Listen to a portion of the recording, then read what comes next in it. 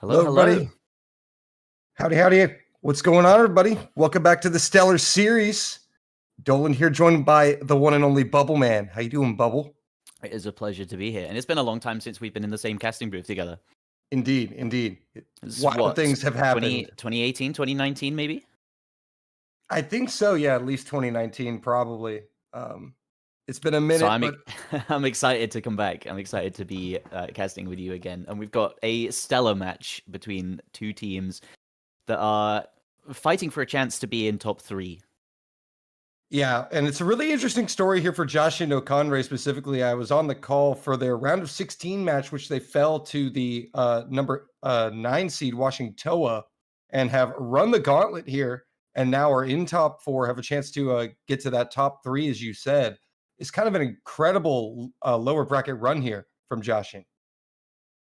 Yeah, like you say, these two teams definitely, if you don't know them, if you're tuning in for the first time, which I assume some people may be, we've got the team led by Chiconi, chipi, chapa. Of course, Chiconi, Scroll, Faker, Cambing, or Intercambing, Allegrissimo, Acolibed, Arnold, and White Cat. They're missing an 8th player, interestingly, so a 7-player team. And then on the other side, Jashin Konrei, Saikyu, Kyujin, Xylus, Welter, Aimbot Cone, Spectre, Coda, and Gamer228666. And two lineups with some very well-known players, some very high-tier tournament players in them. Definitely a battle of the heavyweights for sure. Yeah, this losers bracket finals, I think. It's not Grand Finals because it's not for a place in the winners' Grand Finals. So the losing team in this goes out top 4. The winner advances into the top 3 and to play next week against I'm Korean 2. That's right. I'm Korean 2 are waiting in that lower bracket grand final for the winner of this match. And we're going to be getting into the lobby now, at least with this fancy bracket on screen. What a map pool we've got to play on. No Mod 2, Rat's birthday mixtape. I am very happy to see that in a tournament. I think a lot of people one of those maps that you never would have expected to see in a tournament. Yeah, I think a lot of people are happy to see that song in a tournament period. It always makes it fun when you get a song that everybody knows and likes. But it also adds a unique challenge.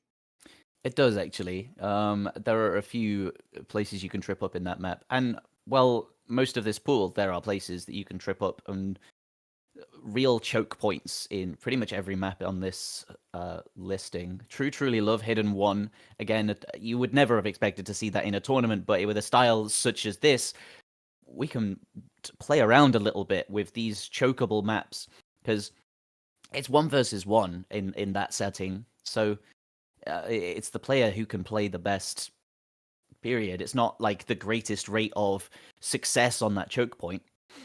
So I'm excited to see some of these maps be played as well. What do you think is going to happen this match? What do you think is going to be the highlight, the low light, the results, I suppose? Yeah, I guess the picks, huh? What we were kind of alluding to earlier in the chat message here in the staff. Got to have your staff picks in. I went on the side of chipi chapa for this one. I think it's going to be a very close, intense match.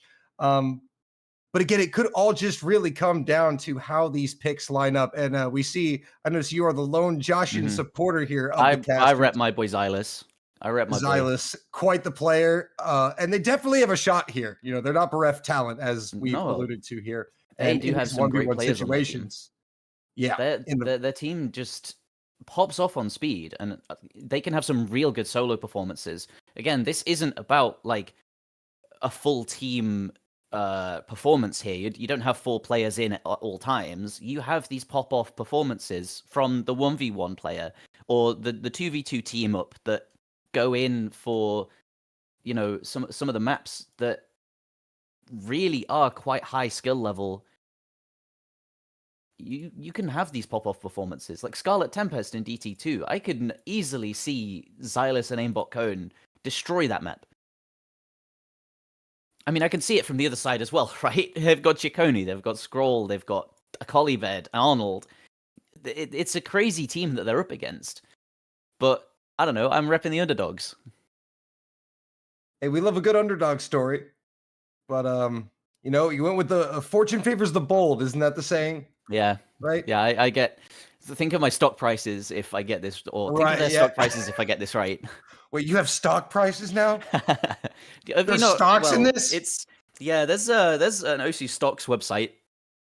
If you haven't come across it yet, you're not messing around. You are being no. There's an OC Stocks website. I can get that up and send that to you right now if you want. It's an interesting thing. I think it came out a couple of months ago, where like you can invest in players, and the more PP and ranks they gain, the higher your stock price goes, and you can cash out. It's actually quite cool. That's amazing. All right. Anyway, that's a nice side tangent. We also want to shout out our sponsors here for this tournament, Wacom and Drunk Deer Keyboards. Shout out to them for sponsoring this tournament. I believe we also do have some codes, which apologize my lack of professionalism for not getting those codes before the stream, but we will get them to you shortly. We have some discount codes. Well, make sure you go support them as well. Supporting them supports us. The more traffic that they get from our tournament, the more the more incentive we can give them to put this on again. It's always the case with sponsorships. So do go show some love.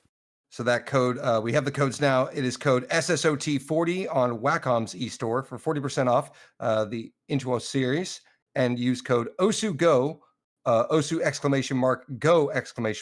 On Drunk Deer's eStore for 20% off all of their products. Right. Without further ado, I think we're starting in about 3 minutes. We've gone through our picks. We've gone through our predictions. All that is left, really, is to say good luck to the players as they start joining the lobby. Those pre-match butterflies. Bubbleman, you have a lot of tournament experience, a lot of big match experience.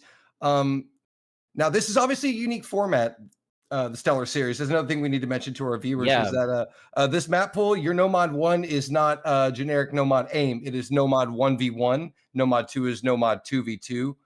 Et cetera, and so forth for the rest of the pool.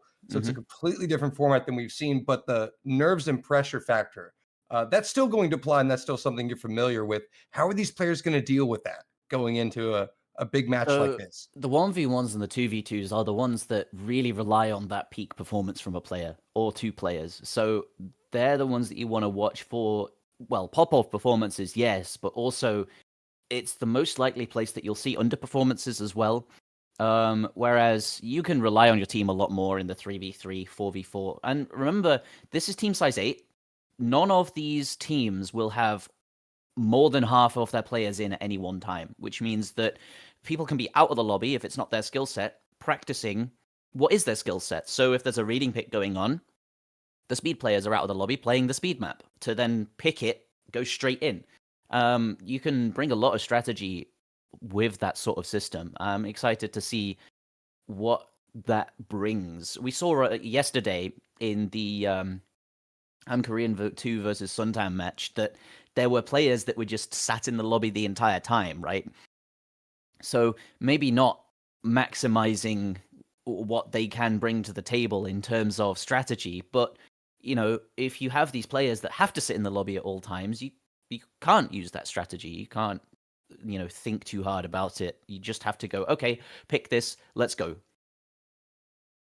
All right, we'll have to see how that plays out, but good insight there as always, and I believe we're going to be fading into the match now as things have been set up.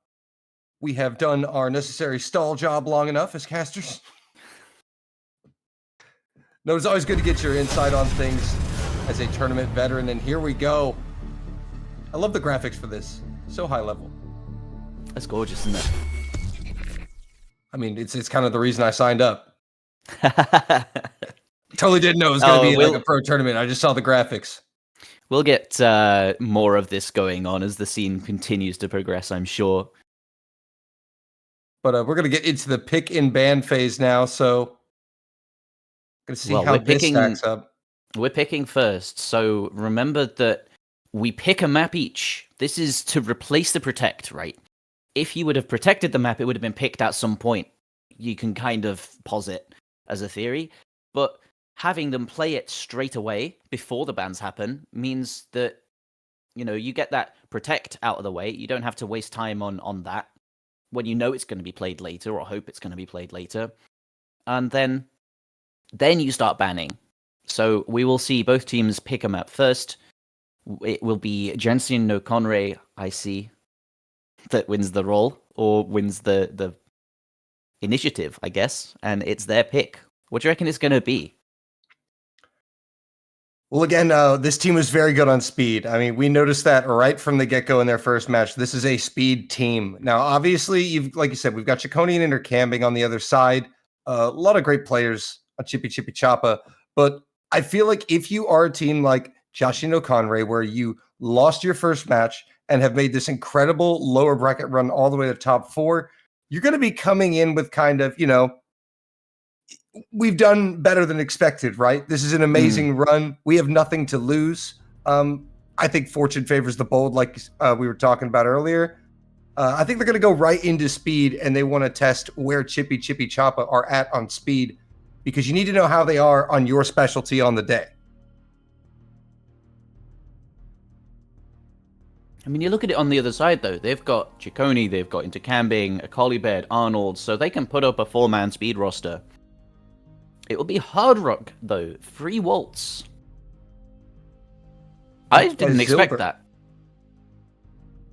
Me either. I thought we were going to see a double time, potentially here.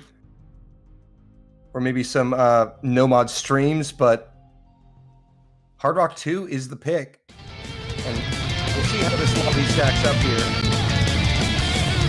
That's interesting. That's pretty out of left field for me. I wouldn't really think that could be well, comfortable, I guess. So we'll be seeing two champions from either side to play this. Hard Rock is, I'm going to give it a second to actually display the right map stats to get into it. Yeah. So there'll be 3 volts. It will be 130 ABPM, 4 minutes long, PS 5.5. So only one of these maps actually is either at or below the standard 5.2, so Hard Rock 4. Everything is actually quite a lot more difficult than you would have thought. 5.5 is close enough, but still there. Was it I'm looking at 3 players in for each team. Was it actually Hard Rock 3 that got picked? Yes, it was. It actually was Hard Rock 3 that got picked. Yeah, that's what I was just kind of confirming with our official, but did you need a front 3? You got baited. And, I like this song. This is one of my favorite story songs. Baker camping in the white cat is Psycho Walker and Gamer.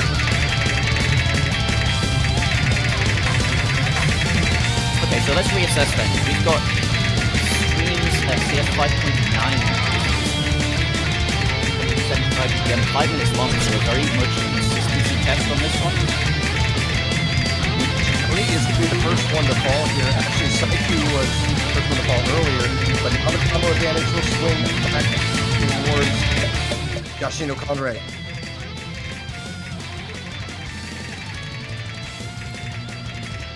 You can see the acceleration on these streams. And at CS 5.9, it's more difficult than you would come to expect from a typical Hard Rock map. You have to be a bit more precise with your movements. You have to be a bit more in depth with your reading. And so far, so good. 2-1 misses. Very impressive run here from both teams so far. Right at the end of that, though, Welter dropping just as it fades back into a verse. Yeah, and that is 700 advantage. Combo down. Advantage chipi chapa. And they are going to start to do some damage on that score line, as you see. Pulling a gap now about 25,000. Oh, big drop there for Baker Camping. Lost a ton of accuracy as well, and all of a sudden, Jashin are right back in it.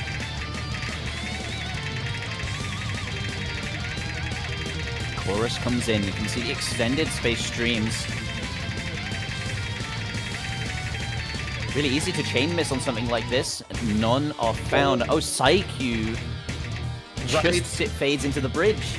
It's always, just at the ending of each section, is the most difficult pattern, it seems, that someone is going to trip up on. And it was right as Jashin and Konrei were taking over that score lead, that miss came out. Chipi Chapa right back in the lead. Some brilliant scores coming out of Gamer and White Cat now, respectively for their teams. Welton has recovered quite nicely. Watch the spacing on this solo, though. Both teams hitting so far. The deceleration streams, hits 2, hit 3. Ooh, miss for White Cat. 1000 combo down. Welter follows suit, but trades with into Cambing. We've got one full combo left on the board. It's by Gamer228666. And that is combo advantage for Jashin no Konrei now, as Saiku is outdoing White Cat, and Gamer just outdoing Chikoni in the combo department. But Welter's starting to struggle, actually. It's the second half of this solo. The spacing is still sky high. Chain misses again. But traded by intercambing earlier. And Chikoni's down as well. That's huge. Gamer combos the entire section, the entire solo. And Saiku with a brilliant recovery supporting combo here, 700 plus.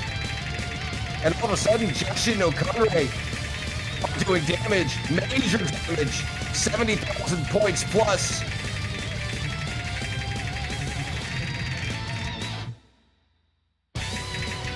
Final chorus. It may be over. 100,000 points in the lead for Gamer as long as he continues to hold the combo through this outro. They will lock it in. There is breathing room then. Oh, it's a full team reset. And down they go. Gamer did enough damage, and now that score advantage is locked in. Bubble Man, 170,000 points plus for Jashin no Konrei. I didn't actually get to see what it was they missed on, but it was a full reset for both teams. Now stagnancy hits the score. And into this outro, there is very little either side can do to move that score line, which at the moment is in favor of Jashin.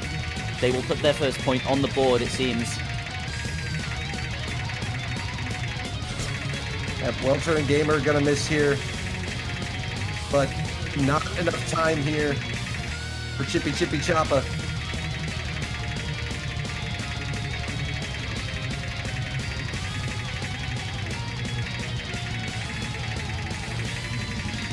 Heading into this outro, there's no big combos left on the board. It's Saiku with possibly the most consistent performance in terms of getting big combos. May not have had the biggest combo in the lobby. Oh, big chain miss at the end. I'm so sorry. Oh. Regardless, 170,000 points in favor of the picking team. They put their point on the board and they turn to Chippy and say, "What's next? Your turn." Yeah, what have you got? 2,000 combo for Gamer. That's really what sealed it, isn't it? We got two big combos, 1.4k and 1.3k on the other side, but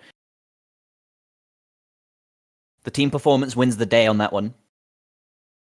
Indeed, and like you said, Saiku was really kind of the just pillar of consistency on the side of Jashin there.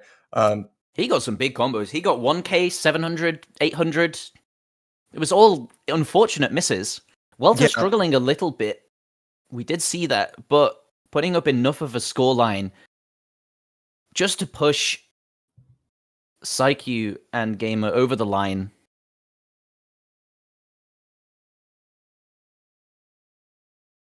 We now Chippy wait is the next. pick. Yep, we're going to wait their pick, and then we'll go into a ban phase after this pick. Okay, so we've just seen precision streams, a real consistency battle. Do you reckon they're going to switch it right up and go for Rat's birthday mixtape? It's 1:40 long. It's 2v2, big circles. It's all mechanics based, all jumps based. That'd be cheeky, wouldn't it? I mean, that is a possibility. I mean, they've got White Cat on their team. Yeah, it'd be about that's about like the most opposite map from Hard Rock 3, I think, that you can pick in the pool. He has a full combo on it, and a Colibet has a near full combo on it. Oh, it'll be no mod 3. Oh, ooh. Interesting. Okay. Switching it right up and going for reading instead of mechanics. This is AR 7.5, Dolan. Yeah, that's a bit of a switch up. Not exactly what we thought they were going to go with, but definitely a solid skill set switch up to reading, as you mentioned. I guess they just kind of want to get them off of precision and streams. And it is going to bring Xylus into the lobby for Jashin no Konrei. They're trying to throw in a full reset. I mean, this is a difficult map to read, I mean, just based on AR alone, but also based on the patterning. This would be difficult at AR 9. It's nothing like any map that you would play, that any generic jump map, any generic stream map, because there is no sense of distance snap. There's no sense of emphasis based on how far notes are away from each other. You've got to know the rhythms. And I mean, looking at it again, actually, I can see this being a great pick. They've got into Camping, Arnold, and Scroll. Yep, they'll be going up against Welter, Xylus, and Gamer. So just one substitution for Jashin no Konrei, bringing in Xylus. I'm interested to see Gamer on this. This is definitely up his alley, based on how he was playing in Banger Bonanza a couple of years ago. And you know, that might not be what you want to see if you're chipi chapa. You know, you were probably hoping to get 2 or 3 substitutions out of the other team, and 2 of the same 3 players that popped off are staying in the lobby, but definitely have the players to get it done. See how it stacks up. An early miss from Welter. Yeah, I think it's going to be Welter and Xylus that are struggling with this. Oh, the rest of the players in this lobby are just going to shred on something like this. But I think they're leaving it up to Gamer. It's how hard can he shred in comparison to into Camping and Arnold. Xylus gonna go down here, early miss. But everybody on the side of Jashin no Konrei has already missed, and is chain missing. And you look at Faker, Camping, and Arnold, they are locked in. Specifically Arnold on that high 98. Game is struggling with this a lot more than I thought he would be. Maybe just not practicing it, knowing what he's up against. I mean, Scrowwell isn't doing bad on this, but compared to the other 2 players on his team, Tatakae is down. It's not, but I mean, the sad truth is, Scroll by himself has more points combined than Jashin no Konrei. Oh no! Oh, look away. Arnold is down. This is crazy mapping. I mean, you want to look at how difficult this map is. Look at these team scores right now. These are 2 top 4 teams in the tournament, and one of them is barely struggling to break 100K. Just look at the mapping, the stuttering, the stop-start, and the hidden wiggles. On AL 7.5. I mean, not only that difficulty of an AR, but it's so uncomfortable. The stop, the start, it just break. goes. Oh no, they get to see it. Oh, no. That's tough, buddy. Go next. Go next. Go next. Hey, but the good news is Jashin no Konrei as a team now have more score than Scroll. So FF 150 combo. Right. Tactical forfeit. They probably knew how this one was going to go. But it is all Faker. Scroll catching up. It's 1,000 points. It's under 1,000 points. The 300 combo is really doing him favors here. Oh, man. He just can't quite break it. He can't quite close the gap. We're coming into the ending of the map. And he's down. 60 combo, 70 combo from Xylus, 80 combo from Welter. They're pulling that lead out away from Scroll. It doesn't look like Scroll's going to be able to do it unless there's a team miss that comes out. Gamer's there with 100. Oh, the accuracy, the accuracy! He's overtaken! Oh, he trades. He traded.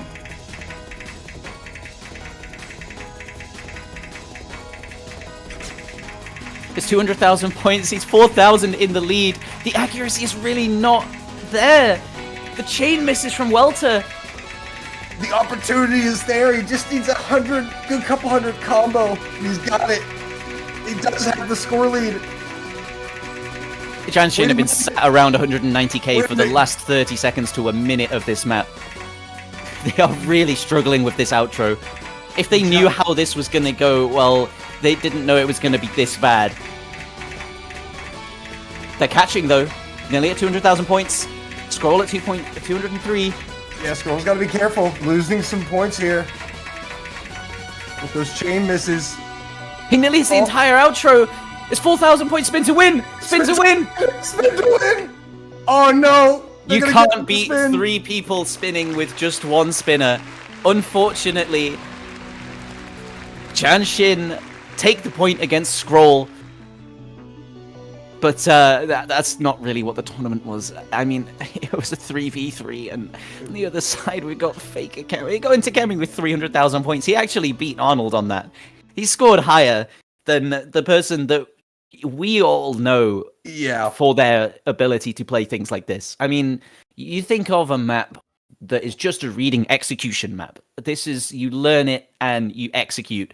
It's Intercambing and it's Arnold are the first 2 names that come to mind.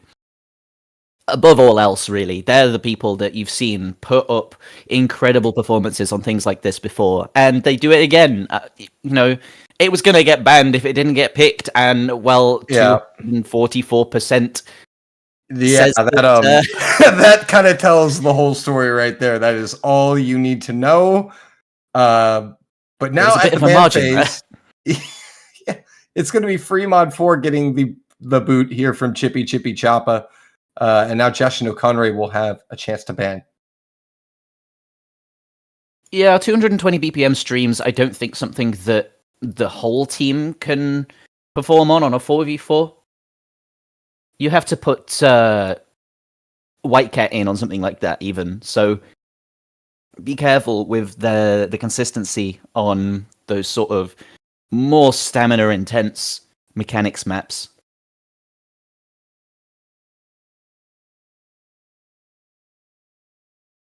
Still waiting on that ban. What else is low approach rate? Dot Karma, Hidden 3. I reckon that's going to go. Especially after what we just saw. Yeah, there it is. Nice. I mean, well, they've still got free mod 1, but thankfully that's free mod 1, and you can take Hard Rock on it. One would assume, based on what we just saw, that Hard Rock will be taken on that by Jashin. That's a possibility. And now Jashin with the next pick here. Now the good news for them is even though they lost that map by 244%, it's only worth 1 point. Yeah, that is true. The win margin doesn't matter. You lost a point. And in fact, you didn't really lose anything, did you? Because they were picking it. It's their pick. Exactly. There was no break point. There's no advantage gained. It's just 1-1. Each team converting their own pick into a point on their board. Still level. And into the next round of picking. I mean, yeah, you didn't lose anything. You just got to laugh at it. And in fact, they probably reset the... Hard Rock 1. Reset the nerves a bit there, I reckon. Yeah.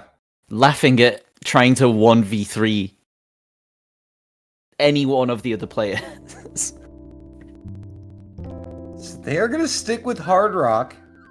We got him on the board. Okay, interesting. This is the shortest map in the pool. It is 1 minute and 12. But it is circle size 9. We don't usually see this sort of thing in tournaments. What was the smallest circle size you've ever seen in a tournament, Doland? Oh, because the only time I've ever seen Aeon or CS9 in a tournament was Banger Bonanza. Yeah, I don't think I've ever seen one lower than 9, ever. Not in a tournament not one that I've just staffed or even played in. I haven't seen lower than 9 too much. I can remember 7.2 or something in a World Cup Hard Rock one time, and nobody could play it. I remember that much. So it is going to be Chaconi against Gamer here in the 1v1. The Russia shootout. And yeah, Gamer, the last iteration of Banger Bonanza. Everyone will still talk about this tournament forever because it was such a good series. Golly, that's... You know, I watched a VOD of one of the other matches and saw this map. Oh my god! It looked bigger. Oh my. Oh my. I wasn't expecting this. What is this? Dude! Huh? This is unhittable! I don't know what to say to this. You're lucky to get 100k. Chaconi at 170. Actually insane. And like you said, Just a very one short combo. map. It was just one combo through the intro. And that's all it took. And now he's got 30, 50 combo here, and that's who put this in a map pool? Hold on. Chaconi 100+ combo is now putting up devastating amounts of damage. Who thought this was a good idea? Oh my goodness. I don't know what that was or what just happened, but I'm not okay with it. And Chaconi wins the coin flip, the opening he gets 141 combo on, and carries his accuracy through against Gamer. That's a break point, I think. Maybe? It broke something. It broke something in me, I know that. A part of me died there. That was Jashin that picked that, wasn't it? That was Jashin, yeah, because they went on Hard Rock 3 to start, and it went well for them. But Chaconi actually kind of popped off on that there. Actually finding like 150+ combo on that. Whatever that was. I'm speechless. How was that not banned? What was banned?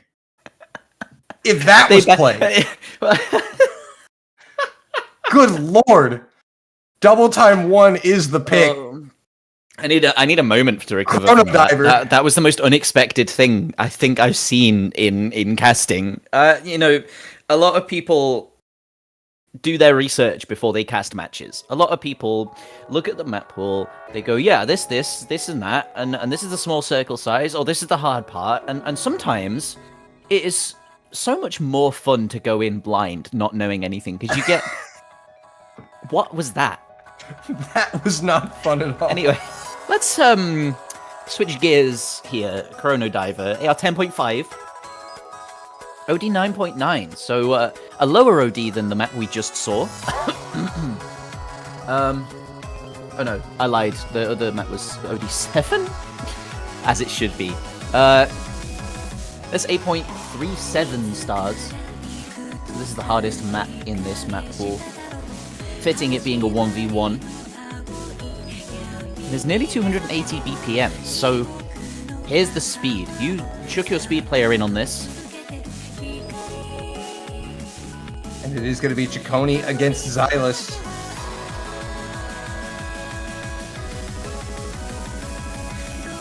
I keep looking at the top of the I keep looking at the top of the client for their name, and it's just not there. And I think, huh? There's no one in the lobby. Yeah, that took me a while to get used to. Yeah, I'm not gonna get used to it, unfortunately. You gotta look next to the numbers. Conventions. Oh, it's actually gonna be Saiku. Interesting. I would have expected Xylus to be in on this. This is definitely a mechanics and speed test. Just looking at the team list, just to triple, quadruple check that. Yeah, I would have expected Xylus. You know, that leads me to believe that Xylus is going to be likely featured in their next pick after this, because I believe this pick is Chippy Chapa's pick. Oh, CS4. I was looking at this thinking, is this CS2? Goodness me. And an absolute banger of a song. Oh, absolutely. It's 3 minutes 35 long, so this is the full version played on double time.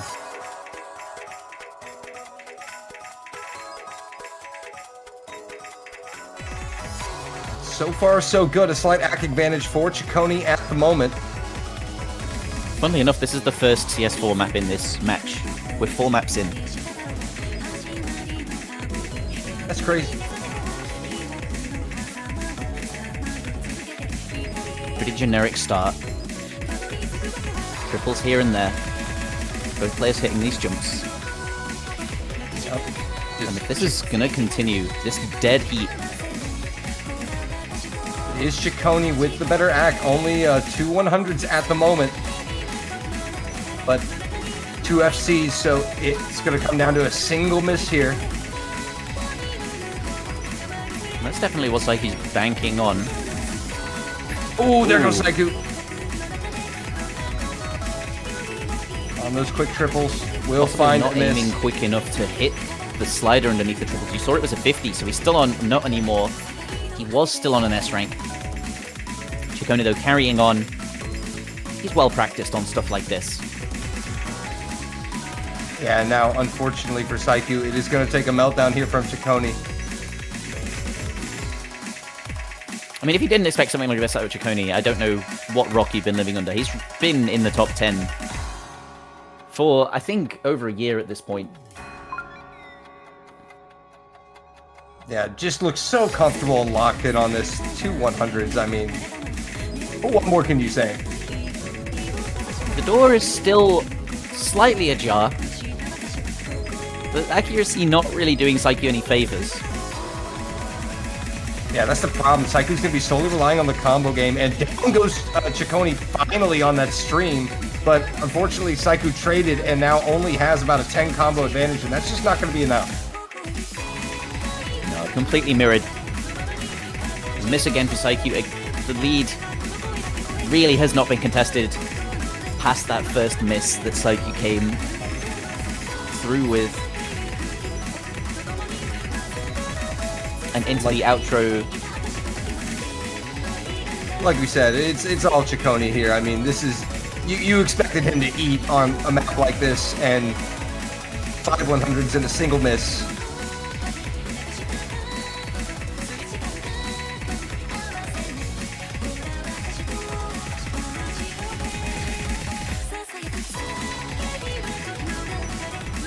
I mean, he just makes it look so easy. But this is Ciccone's bread and butter here. There's his first miss. It's not an S rank. He will be bringing home the A. But, well, when you're taking a breakpoint away from the opposing team,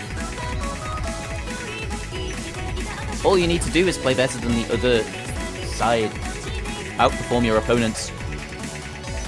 Ciccone comfortably doing so. Saiku never really in the running here. And I'm not sure if that was a break point or not, because I believe Jashin led the pick, like had the first pick. Mm-hmm. And that so was that's the break point converted, is what I mean. That's the 3-1. Now there's an advantage as we move into the next round of picking.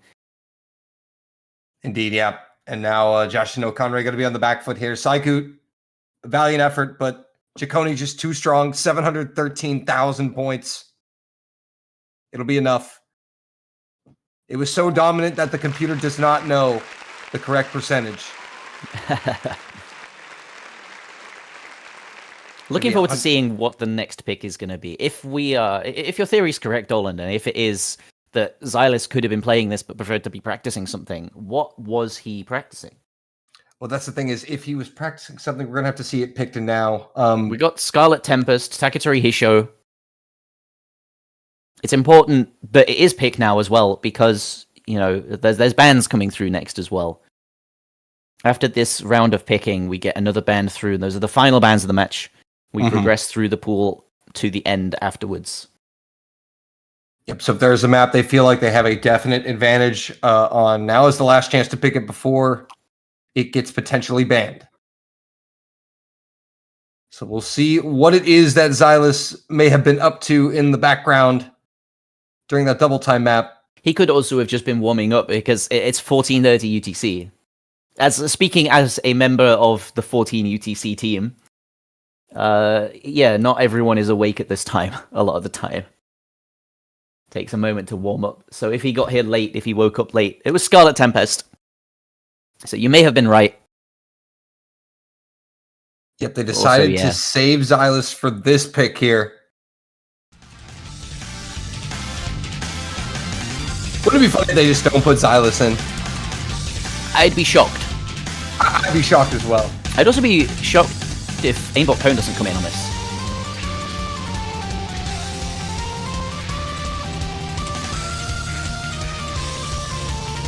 It's going to be Ciccone and Arnold for Chippy Chapa against what we believe should be Saiku and Xylus for Jashin no Konrei.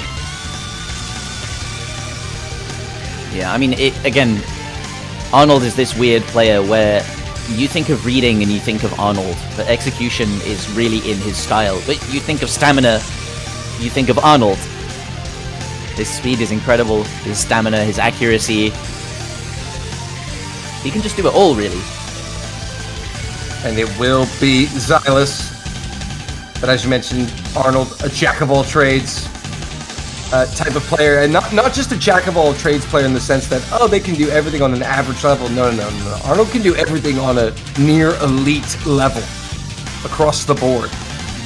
And in the skill sets where it's a specialty, Lookout is one of the best in the world and can beat pretty much anybody on any given day.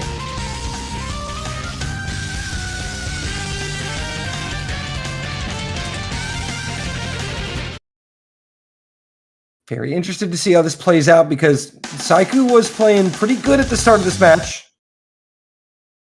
Maybe just was kind of the sacrificial lamb on that last DT pick. Yeah, because somebody had to play against Ciccone. If Aimbot Cone isn't here, then they're lacking a little bit in terms of the stamina. I know Saiku is good at it, but of the three, I would have definitely picked Aimbot Cone. I'll have to see. It looks like there was a very, very early miss for Xylus. Just a few combo behind everybody else. No, it's all slider ends. Blame the sliders. That's what I usually do. But so far, so good for everybody. No misses on the quads, no trip-ups, no stumbles. Into the second verse. A very small combo and accuracy advantage, but now Ciccone's miss is going to change things. Here comes Jashin no Konrei, traded by Xylus, though. Long streams. We're seeing some good accuracy out of Arnold at the moment. Xylus near matching with 96 versus Arnold's 97. Yep.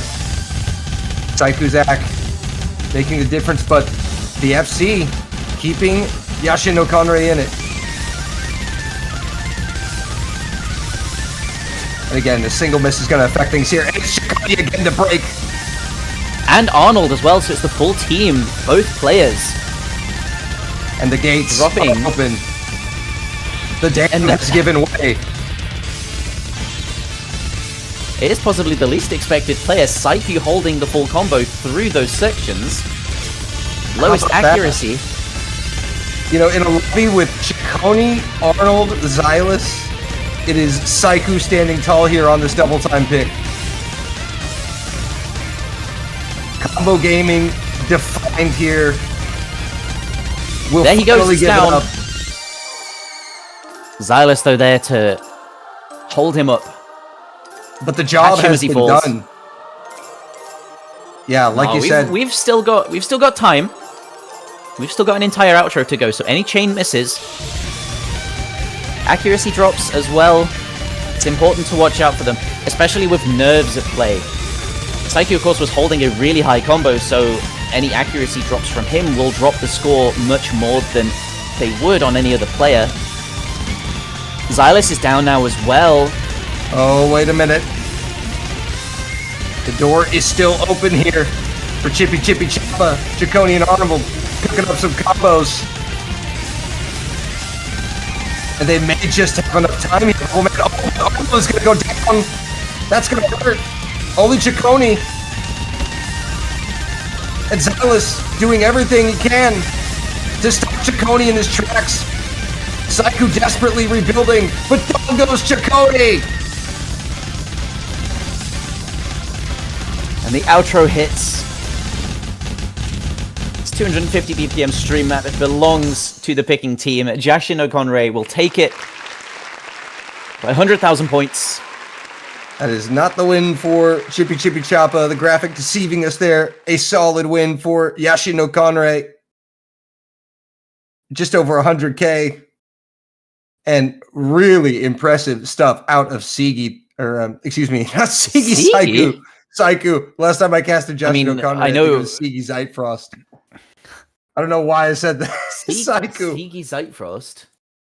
I believe that was Washington Toa lineup against Jashin early in the tournament, but that was definitely Saiku, not Sigi. That's a while ago, man. Yeah. Sorry, man. That's how my brain works. Accessing some, like, leaked memory there or something. Leaked a round of 16 memory.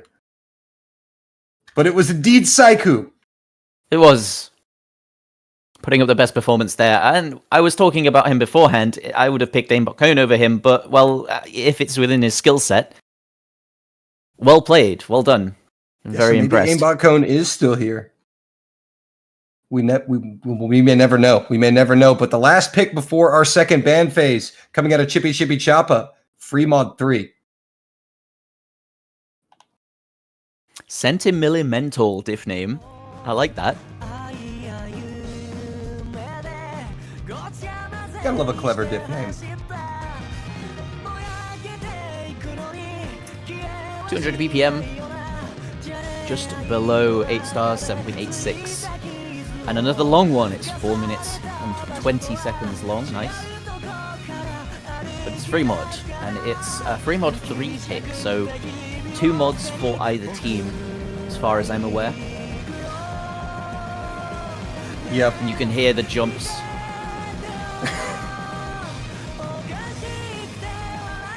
You can hear the exact pattern. You don't have to see it to know what's coming. Yeah, that's how you know you're an elite player at the game like Compliment. You just hear the music and go, yep, yeah, I know that pattern. Yep. We will see who comes in for this. And on what mod? We got White Cat, Scroll, Collie Bed. A full switch out for Chipi Chapa. And on the side of Jashin, Welter comes back in to join the players that were already there, Xylus and Saiku.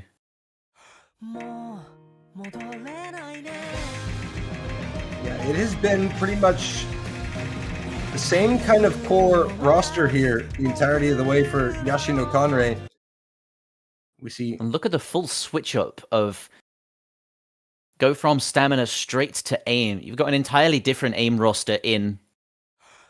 Yeah, looking at it, a Collie Bed. I wonder why a Collie Bed was not in on the last map. Possibly just a toss-up between the 3 players, just like it would have been Saiku, Xylus, and Aimbot Cone if he was here. But in now, on no mod, or on hidden, sorry. So it's going to be Xylus and a Collie Bed on the hidden. White Cat, and Saiku on Hard Rock. You can Welter Scrabble to contest the no mods. White Cat is going to drop. And that'll put the advantage in the hands of Jashin no Konrei for now, but a double miss coming up from Saiku and Xylus will flip it right back over. Only There's something to be said about this sort of map, the 200-ish BPM full-screen jump map at around about 7.8 to 8 stars. They are so deceptively hard. This sort of skill set not rated fairly at all by the rating systems, or any of the rating systems, especially with Hard Rock. They have to be so precise with your movement. Precision is the name of the game here. It's a very close one. Slight combo advantage still in the hands of Chipi Chapa, it looks like. The Saiku drops. But it's a Collie Bed. And now Scroll building up a nice little supporting combo.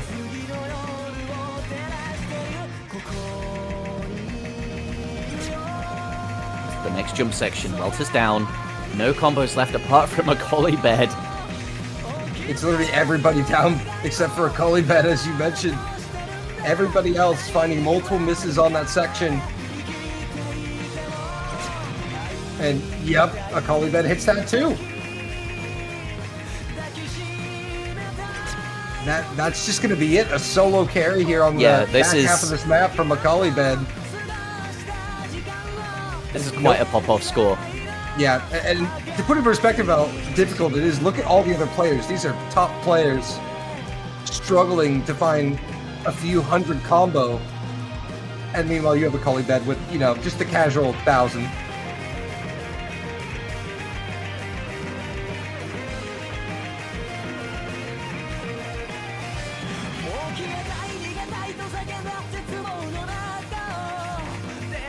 Hits the solo. He's still going 1100 combo. My goodness, you almost don't even want to say anything about it. I mean, look, while Hard Rock is difficult on something like this, it's also AR 9.5 on Hidden, and full screen jumps are hard enough to begin with. Sorry, AR 9.6. I apologize. But even so, it's 200 BPM. You'd think that that's quite fast for 200 BPM, but when the spacing goes up this high, he finally finds his miss. When the spacing goes up this high, to finish my point, Hidden is quite difficult. The notes have disappeared by the time you look over to the other side of the screen to see where it is. Takes a whole nother level of precision, pretty much, and Akali bed looks like we'll clock in about 700,000 points. Is absolutely ridiculous on a pick like this. And is single-handedly going to swing the lead over to his team. The job well done. And that would be a 4-2 scoreline. When you look at picks that are 3v3, 4v4, you don't expect the single-player carry to come out. You'd think it's a team performance. But as with normal team tournaments, one player can just carry. I mean, he's exponentially higher. You got 750 the final from Akali bed. Next highest score is Scroll on a no mod at 438. And then it's actually Hard Rock. Yeah, then it was actually Xylus on the Hard Rock at 400. Psyche playing really well. Just all eyes were really on Akali bed there. Everybody else was for everyone under else. 400. I mean, only 3 players broke 400k, and one of them hit 750. Very well played by Akali bed. Secures their own pick, and we move into bans. We've got a converted breakpoint on the side of chipi, chapa, chapa, so they're in a good position going into these bans and into their next pick rounds. Yeah, you got to be riding high on the momentum if you are chipi, chapa right now after seeing just a world-class performance out of Akali bed. And really, out of several of their players. I mean, several of the world-class players have stepped up and truly delivered some world-class scores here. To put their definitely team in a a nice spot. step back, reassess, figure out where to go next. My dearest nightmare, the 1v1, no mod 1, banned by chipi, chapa. Interesting, especially after the pop-off by Akali bed. Maybe not trusting anything like that to happen again. Maybe putting it down to just being a pop-off. But I am definitely surprised at that sort of ban. I wouldn't have expected that to come out. I would have thought maybe, Hard Rock 4? Yeah, I wouldn't be surprised to see a hidden man come out of Jashin or Konrei. I think they've already banned one hidden map. Yeah, hidden 3 I think is gone. Maybe hidden 1 going now. Seeing Akali bed's on a good day. No, Free Waltz, the map that we were baited into thinking was picked, is actually now banned by Jashin. I can't believe this. That's fine, we didn't want to watch it anyway. Yeah. I'm alright. Yeah, nobody wanted to watch a Free Waltz. I wanted to watch Free Waltz. I can't say those were expected but well, I mean, looking at this pool, can you really predict anything that's going to happen on any of these maps? See, the Akali bed hidden pop-off. You can't really predict things in the normal sense. You kind of just have to go by team size and roster, right? Because that's what the numbers kind of mean. So it's like, are they going to ban like a hidden 1 or a hidden 4 or like, I don't know. I thought they were going to ban hidden. I was I feel pretty confident on that. Just because neither team is led into it though. Oh, Avalanche. It's gonna be Fremont. Fremont 2 Avalanche. I actually like that song. I'm sad. No, be happy. It's been picked. Oh, I thought we were still on bands. My goodness. Nope. Thank goodness. Oh, this is a great day, Bubble Man. This day just got better. This is a... I'm going to describe it as silly. This is a silly map. This is 8-star tech. And that typical mem style, it's 175 BPM. Fast sliders, slider streams, real spaced, accelerating, decelerating cut streams. They change direction on a pin. And they gotta throw mods on to make it even more fun. Yep.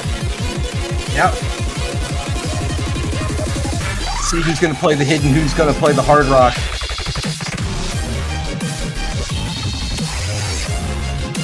I think it's just one mod for this. Half the team or more have to take mods. Okay. I think it's at least half the team.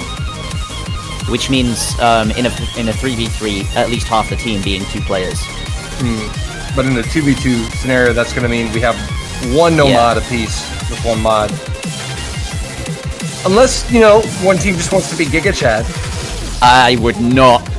I'd rate it. Oh, both players have to take a mod. Interesting. Well caught. Okay. So it's going to be double hidden, let's be honest. Yeah. Oh, never mind. Welter's scroll also. Okay.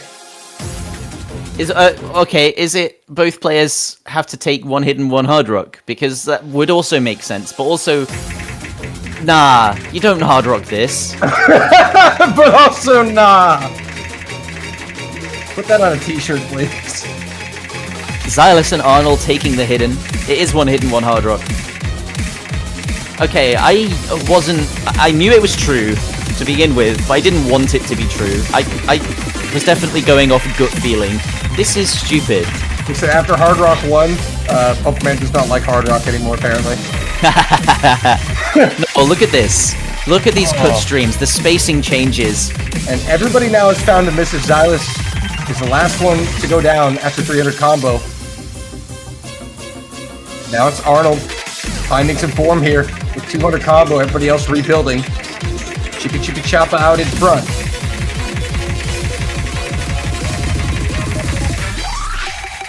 Everyone hitting that cut stream. Quad catching Arnold, I think, there. Yeah, indeed. Arnold going down. Now a chance for Jashin no Konrei to catch back up here. If there was ever free combo, that was it. And everyone dropping, apart from Arnold there. What? Holding 100 combo through this, comboing the section. The direction changes, no problem for him. He finally drops on the spacing. And nobody has any combo now. Arnold missing again. Combo advantage is barely... Well, I'd say with nobody, actually. It's pretty much even. We're coming into the final sections of the map here, Bubble Man. It is about a 70,000 point lead for Chipi Chapa. Just think of the spacing here. It's 175 BPM. You have to go across your screen and be so precise with your cursor. That gap is narrowing somehow. A miss comes out from Arnold, but damage was done. Not in time. And Chipi Chapa are gonna hold on. It was all the way up to the ending. The gap never grew any wider than about 50k points. But it was the early advantage and the accuracy as well. Yeah, gave them the point. It really crazy how Arnold was finding the misses out of sync from everybody. It was kind of almost the timing of the misses that played a factor there as well. But it's going to be Chipi Chapa with the pick now. They've got the pick up 5-2, looking good. It's a great position they find themselves in.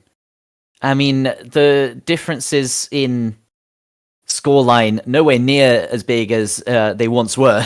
So all of the Very one-sided picks have been taken out of the pool. We're on to more of the toss-up stage of every match has a toss-up stage where you run out of good picks that you can reliably win. And you can usually tell that by the percentages of the margins of victory here. As you can tell, the last 3 maps that have been played, all within 35%. And it's going to be Nomad 4. The 4v4. Mighty Obstacle, our first 4v4 of the match. So I was watching the match yesterday, enjoying the discussion about Gendarme. Against Arms, and the similarities between this and those styles of maps, Azure Arbitrator, Gendarme. Yeah, this is 280 BPM though, so a slight step up. And 4 players, we get to see it as kind of a tiebreaker, but not quite. It's 3 minutes 37, or 3 minutes 57 in length. So the stamina is there. You have to be focused practically the entire time on something like this. Notes coming at you thick and fast. Now we'll see the rosters here. Looks like we're just waiting for a 4th on the side of Jashin no Konrei. Chipi, chapa. It'll be a Kolibed, Chikoni, Scroll, and White Cat. Are they doing the 7v7 gambit? Where Chipi have 7 players on their roster, so Jashin have decided to kick aimbot Cone for this match. Oh, there he is. No, it doesn't matter. Okay. Now we're good. So, nah, we're going to use the main advantage. It will be aimbot Cone finally appearing in the match and putting all the conspiracy theories to rest. Joining us for the 4v4. That's what they were saving him for. I'm looking forward to this, Dolan. Not because of my history with this sort of mapping style, but no, not because of your history with Azure Arbitrator. Not because of the history of, the last time that map was played when you or me were in the booth and or on the field, or, the match, or anything. Kolibet, after his pop-off, comes back in. We've got Chikoni, who's been playing well the entire match. White Cat on no mod now, instead of the hard rock he was maybe forced to take on the other side. Xylus, Saiku. We'll see if Welter can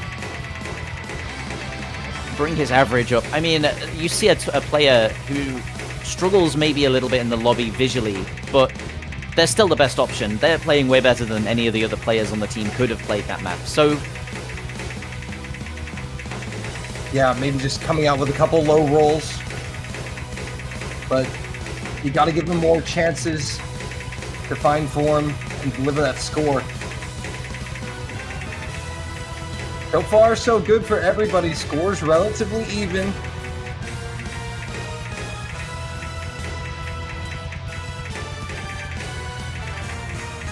It was just intro an early catching miss for Saiku. Intro catching no one. Saiku, yeah, possibly finding those. The not really finding the groove immediately, and that's okay. Happens to us all. Getting to the interesting part of the map though, the big fast to 80 BPM awkward aim. Kolibet the first to drop. And aimbot Cone will trade along with Xylus, so now advantage for Chipi Chapa. 3 FCs to 2. Saiku following suit. 3-1 now. And now things looking pretty dire for Jashin no Konrei.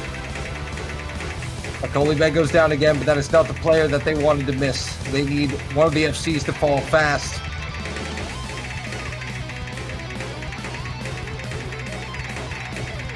One over 3 coming in. The bursts as well. The catches Chikoni. No Pancho, sorry. Fix your netcode. 1000 combo for 3 players. This White Cat finds a miss. Finds a chain miss on that jump. Note looks out of it. Yeah, really? And actually missed a couple notes on the intro to that little break. Really getting thrown off by that miss there, but It's now 2 FCs to 1. Chaconi and Scroll against Welter. And the lead has ballooned quite nicely here for Chippy Chapa. They're nearly 300,000 points ahead. Final third of the map. I'm really struggling. Possibly just sat down at his PC. Said, hey, we're in a match. Get in. It's no mod 4. Chaconi, Scroll. Time. Oh, that's a consequential double miss, but Welter traded it, so all the FCs are gone. And now, it is roughly a small, about 200 combo advantage for Jashin and Konrei, but they need far more than that, because there's over 300,000 points to flip. And there's one of the big combos down. Silas, 400, eats dirt. Saiku now the only competitor against a Collie Bed and White Cat. We're building their combos back up into the outro. But it looks Hits like the linear aim section.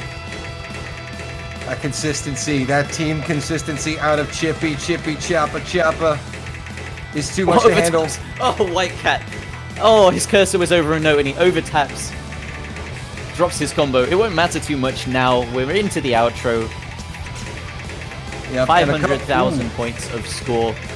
Colibed will go down as well, but it matters not. The job is done. The point is secure for Chippy Chapa. And they will take a 6-2 lead in this match.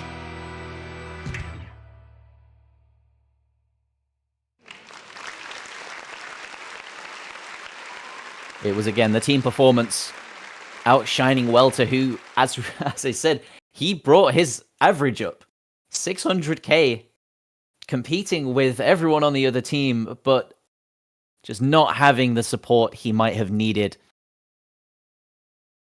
The whole team on Chippy Chapa scoring above everyone else except Welter.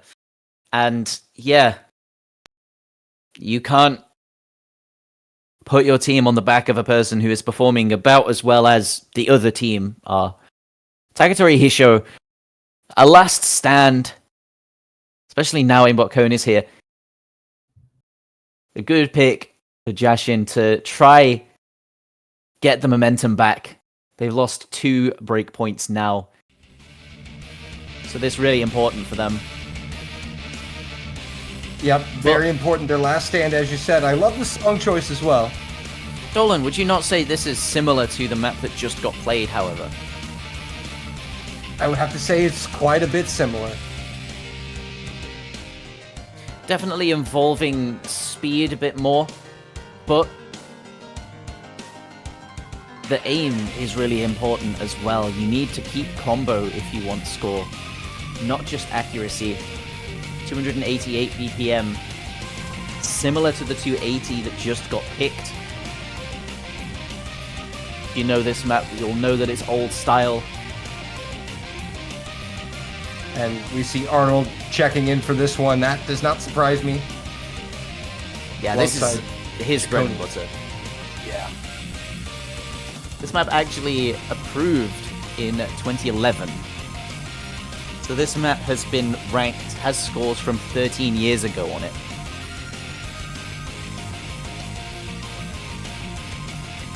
And still seeing play in tournaments. Oh, yeah, absolutely. Kanbei Kotori, definitely one of, I don't know, the Stonehenge mappers. Oh, yeah. They made some of the best maps 2010, 2011 ever saw. 2012 even. It certainly was quite the era of maps indeed. Early miss from Aimbot Cone to start this one. As we get into it, the last stand of Jashin no Konrei here potentially.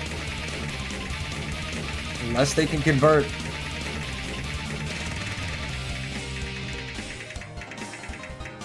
Everyone hitting the burst. 94 on Saiku and Aimbot Cone. And nobody below 99. Anywhere else. First miss for a Colibed though. Matched by Saiku and an Aimbot Cone. When Silas goes down, that'll complete the team is for Jashin no Konrei, and now things are looking bleak for them as a team. Tournament life on the line. Ciccone and Arnold pedal to the metal. Arnold will go down. But is there enough time? We're approaching the halfway point of the map. It's all on Ciccone at the moment. The longer he can hold this combo, the further in the lead he takes his team. 99%. You can see how comfortable these guys are on this. They're all above 99%, including Xylus. The other team, Saiku, Aimbot Cone, if they'd improved their accuracies a little bit, they would be far more in the running. I mean, they've got combos now. They need that miss to come out from Ciccone and maybe one other, and they have a chance to storm back in it, but that miss is not coming out. And you can see by how fast the score is building, how close to the ending we are of this map. That was a complete team miss from Jashin no Konrei, and that will do it. It wasn't quiet lag. They all missed on that slider. And that is going to be the end of this one, Bubble Man. It looks like we have our winners advancing to the top 3. All eyes on this top center of your screen, Ciccone.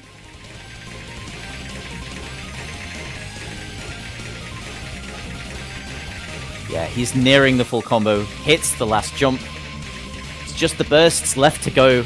As long as he can hold this accuracy, we've got an incredible score on our hands, Dolan. Already over 1 million points. Make it 1.1 for him.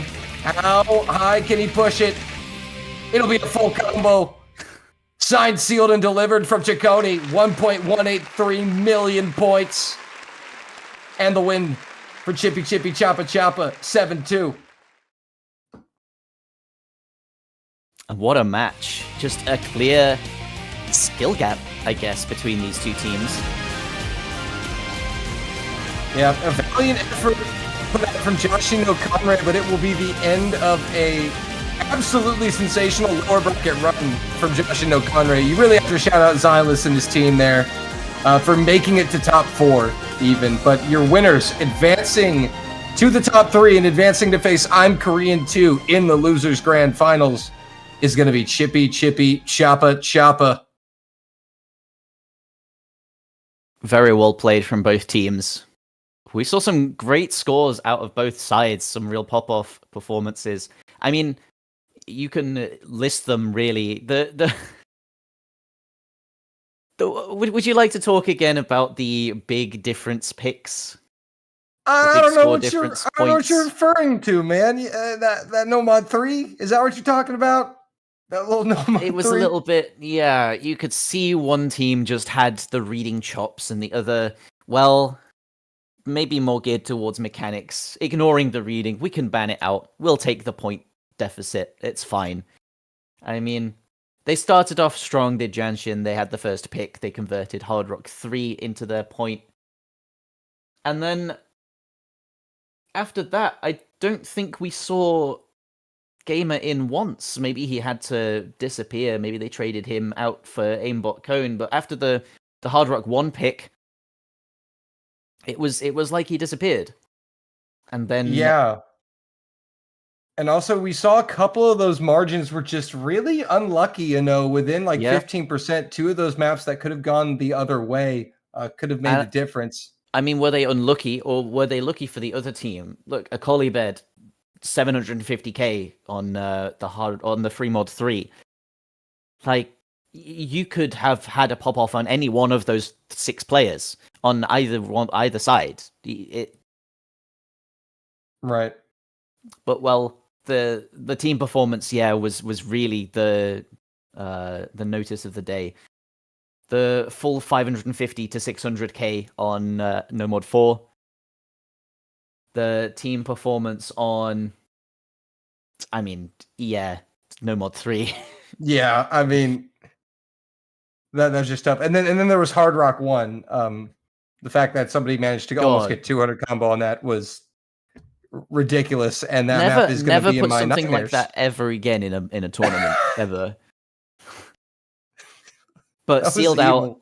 We had the pop-off performances though, like we said, a Collie Bear. But Ciccone on that last map, 99.5 on Takatori Hisho.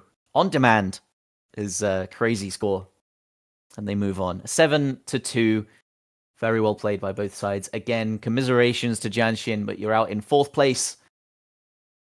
Nearly made it to Grand Finals weekend. Just couldn't quite complete the Cinderella run. Unfortunate, but I mean, a really, really impressive run, and definitely something to be proud of, considering they lost their first match in winners bracket. To even make it to top 4, that's very impressive. It's hard to run that gauntlet in the lower bracket. It is. It takes a lot of stamina. It takes a lot of stamina. You have to play 2 matches every weekend for, 7 weekends in a row. And you don't really get any rest. You can't step back and take it easy. You have to win every match. There's that pressure to perform there. So, yeah, well done for making it this far. We are down to our top 3 teams, Bubbleman. And there we see I'm Korean too, and chipi, chapa.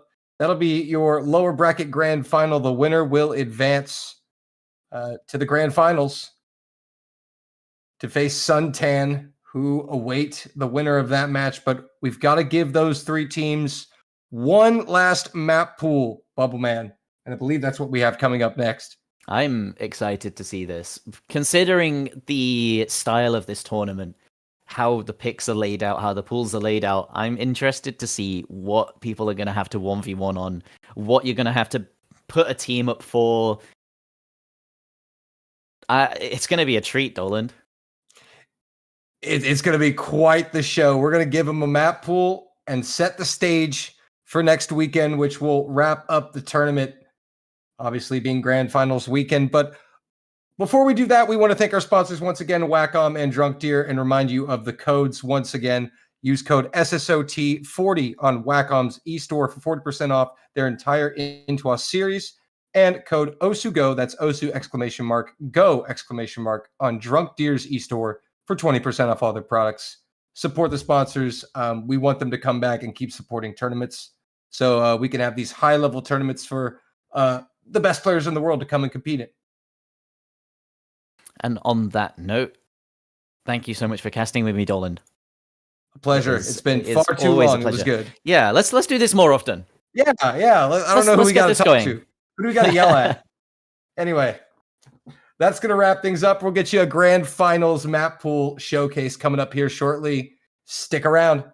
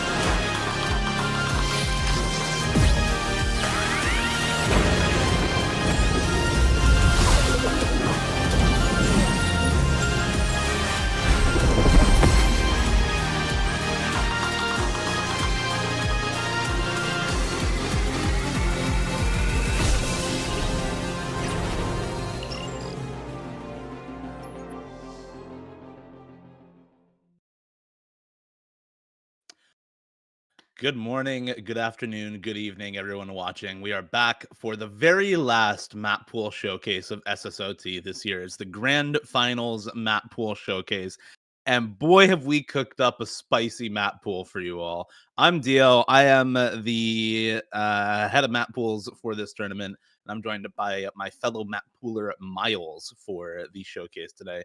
Good morning, Miles. Do you have your coffee ready? I woke up in not enough time to even go get a coffee, so Oof. I'm going to be raw dogging this showcase with you here, and we have definitely cooked up a crazy map pool for you.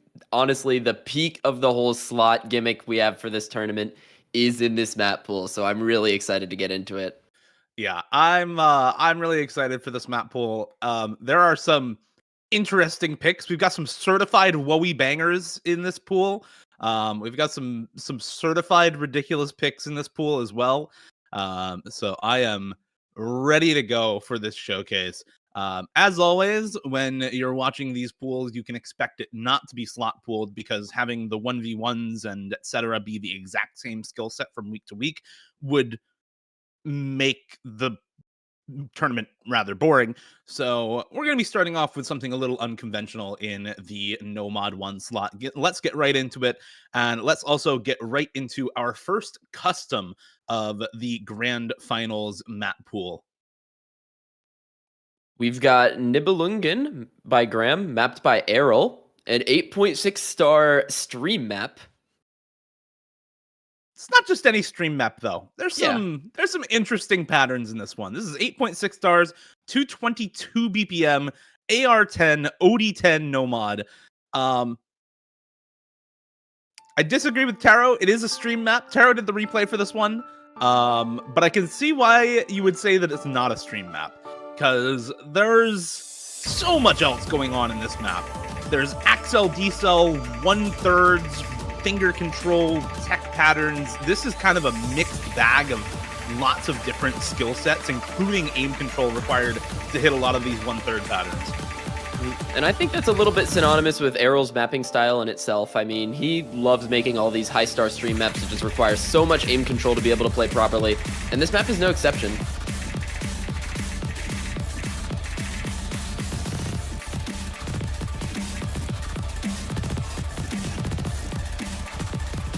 And you know, of course, when you get up to this star rating, it's really hard to have maps be like mono skill set and still be interesting, because this is 8.6 stars. If this were purely an 8.6 star stream map, then the spacing would either have to be completely absurd or the BPM would have to be like even higher than this. So yeah, I mean, we've done similar, right? You throw back to the MGC custom Nomatsu from last year by Knowledge King, right? It is possible, but those types of maps are very rare at this star rating, and to boot, we already have a lot of other pure tapping picks in the rest of the pool. So this is some devious shit, right? This is some Axel D-cell 222 BPM tech streams. Kind of similar to the Nomad one from last week, but far less of an emphasis on sliders and far more of an emphasis on flow aim and aim control in this pick. And then look at these patterns. Yeah. So brutal, those triangles. Now into the final ki. Spacing changes really going off here. Yeah, I mean, so fun story about this map. We originally had a lower diff of this that Errol mapped in the pool, and then we realized that finals was already harder than that map, and we were like, all right, hey, Errol, want to buff this? And he said, actually, I already made a top diff, and just sent us this. And we were like, perfect, put it in. And this is the result.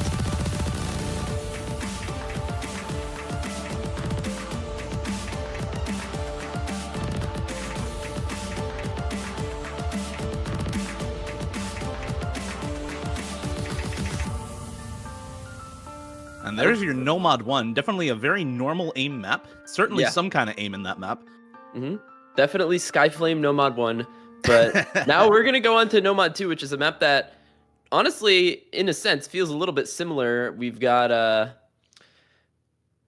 Flashes by Homarju and Dalscythe. This is a map that a lot of you are probably familiar with. This honestly was like a clip farm map like 3 years ago. Also a tech stream map, except this one lower BPM and I think much more emphasis on the finger control and not at all a stamina map as this one. Yeah, this is, what is this, 175 BPM? 8 stars?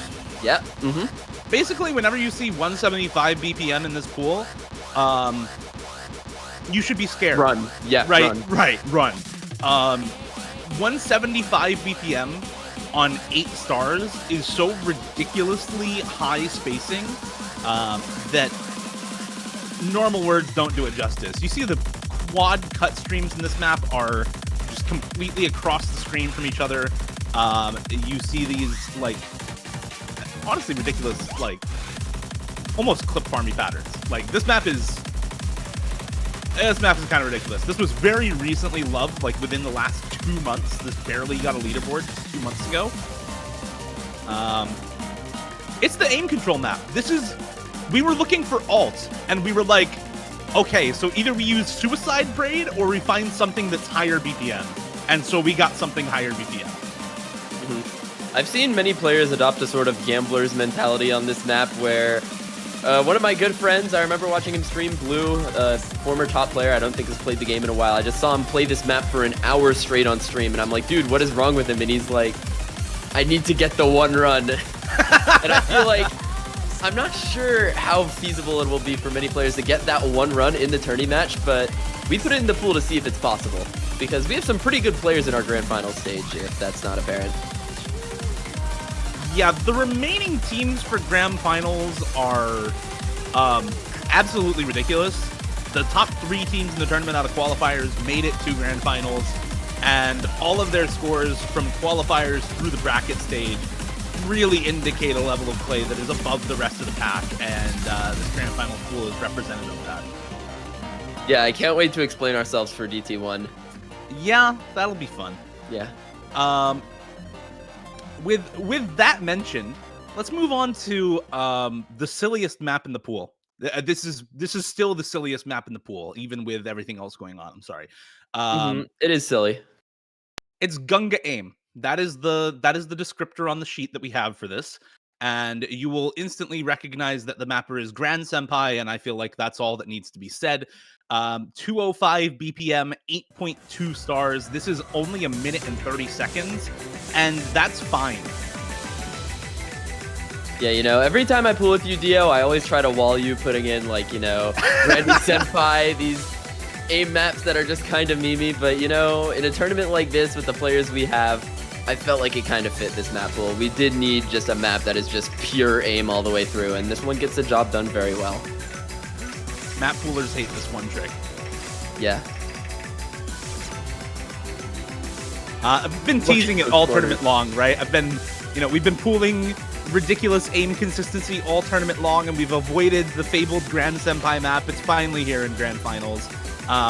We put Rat's birthday mixtape in before we put in a Grand Senpai map, but we saved the best for last. The aim on this is just actually insane. Nanoya is really, really ridiculous for getting 570k on this. I thought Nanoya was like kind of shaking off some rust because he went on his like long mapping arc and didn't really play the game for a while, but this guy is destroying these jumps to say the least. Yeah, where's the rust? He ain't got none of it. Yeah, Despair of Elfiria. I'm sure a lot of people who play tournaments are familiar with this song. I think Tochi has a very iconic map of it. It was a Nomad 1 in some OWC, I think. It had to be Nomad 1 like a long time ago. I think like 2019 is my guess, but it's been pooled everywhere, and then Grand Senpai since has made this, and yep. Aim, jumps, yes. Very cool. Yes. There's not much more to say on that one. All right. Here's the funny one. Do you want to explain this pick, Miles? You go ahead. Okay, I'm really excited for this pick. This is one of the classic gimmick maps of all time, and it is finally, I think, making its debut in a major badge tournament. We have Graces of Heaven, mapped by Spro in the Nomad 4v4 slot. And this is just The map just really speaks for itself. It's just the epitome of Rust Belt mapping. Yeah, this is a Rust Belt map if I've ever seen it. There's pretty much every conceivable kind of gimmick here. We didn't want to put in another low AR map, basically. So we wanted some other kind of gimmick. You'll note that last pool we had 3 low AR maps in finals. I think we had 3 low AR maps in, or no, we only had, yeah, we had 3 low AR maps in semis as well. There's been a lot of low AR through the tournament due to the kind of weird format that we've had for these pools. But we wanted to avoid that in Grand Finals, and we needed something really gimmicky to accomplish that, and this absolutely is really gimmicky. You have 2B, you have ridiculous aim control and finger control, you have some overlaps. This is just an insane gimmick pick. I don't really know how else to talk about this map. One other thing you can mention is that this map is 6 minutes, so you have the space for every single gimmick under the sun. And also, the map takes a very long time to learn. Although I think a lot of the players in this tournament have played this map before, because, you know, it's been around for so long. It was probably one of the earliest love maps. But if you haven't played this map, I don't think you really even have the time unless you dedicate, like, full sessions to learning this map. Like, Yokespie himself, the guy who did this replay, has been telling me that he's been trying to pool this for a while, but couldn't really find places to fit it in. And, like, he's been waiting for this moment. And you can see, he knows all the gimmicks in this. He's hitting these two... Okay, no. Almost. Also, this song is almost hypnotic. I don't know if you feel the same way. No, definitely. This is like... I don't know how to describe it. The song is... It's so repetitive, but it doesn't feel bad to listen to at all. That's why I kind of described it as hypnotic. Like, yeah, kind of draws you in. Like, I feel like this map, everyone will lock in when they're playing this. If we see it get picked. It better get picked. Like, I'm gonna have to send some threatening DMs if people are thinking of banning this map.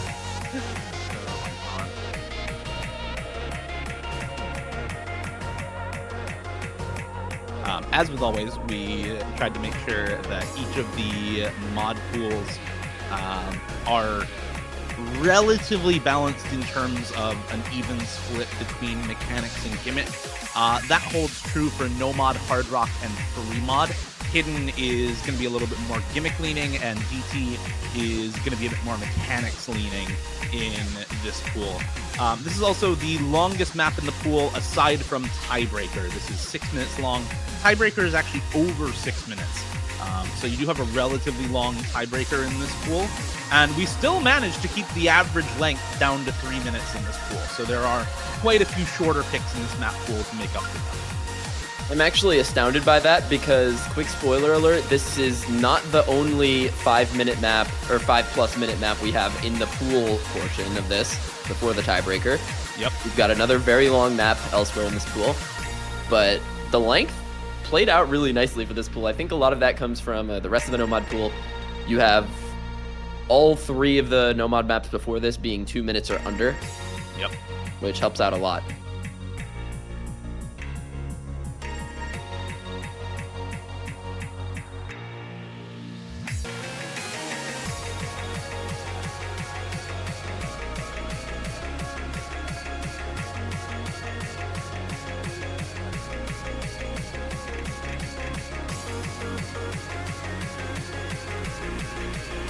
And then, yeah, this map transitions into further gimmicks with the spinner gimmicks here. So you've got your, 2B sliders. You've got your fake repeat sliders with the artificial back and forths built into some of these sliders that go back and forth on their own without a repeat. There's just every... I don't know, if you have played an Aspire map made before the Monstrata and after era of Aspire maps, then you've definitely played these types of maps before. Yeah, I mean, back then, the 2B gimmick was heavily explored, but I feel like we don't really see it that much nowadays. Yeah, it's very seldom explored. There's places like the MREXC Good Bounce that kind of run 2B, but not in the same sense that this does. And there's not a lot of really famous 2B maps recently. Maybe the Snail House map.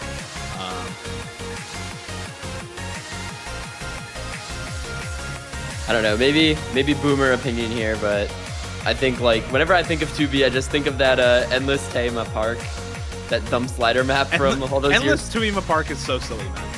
Yeah, that map is so funny. Disclaimer, do not take this as an endorsement to pool 2B in lots of regular pools. The whole reason this is here is because we wanted a gimmick map that wasn't also just a straight up tapping finger control pick.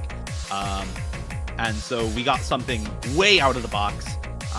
This is the one and only Wowie pick in the pool. And I think that should be pretty apparent to anybody watching from home. Mm-hmm. I feel like there's a few different classes of gimmick a lot of people like in no mod. Like there's the super intensive reading maps, there's the super intensive finger and aim control maps, and then you have this, which I feel like is a class that is only really taken by Rustbell, Fonzin, Hollow Wings, sometimes Xarius if you want to pool that. And I think it just fits in the pool really nicely this time.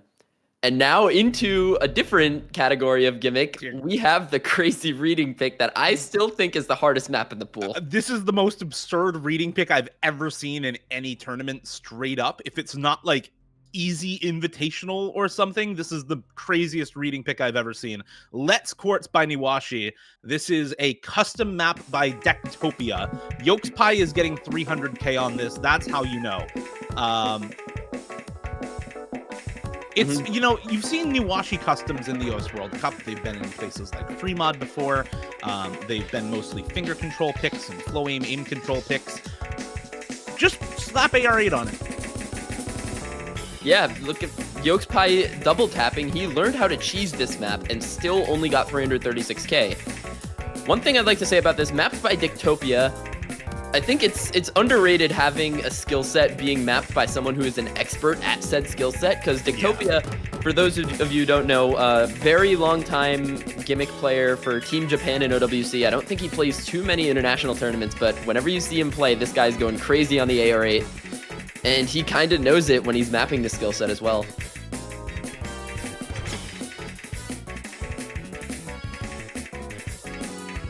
Again, this is the 1v1 slot, so this is going to be markedly harder than the rest of the hidden pool.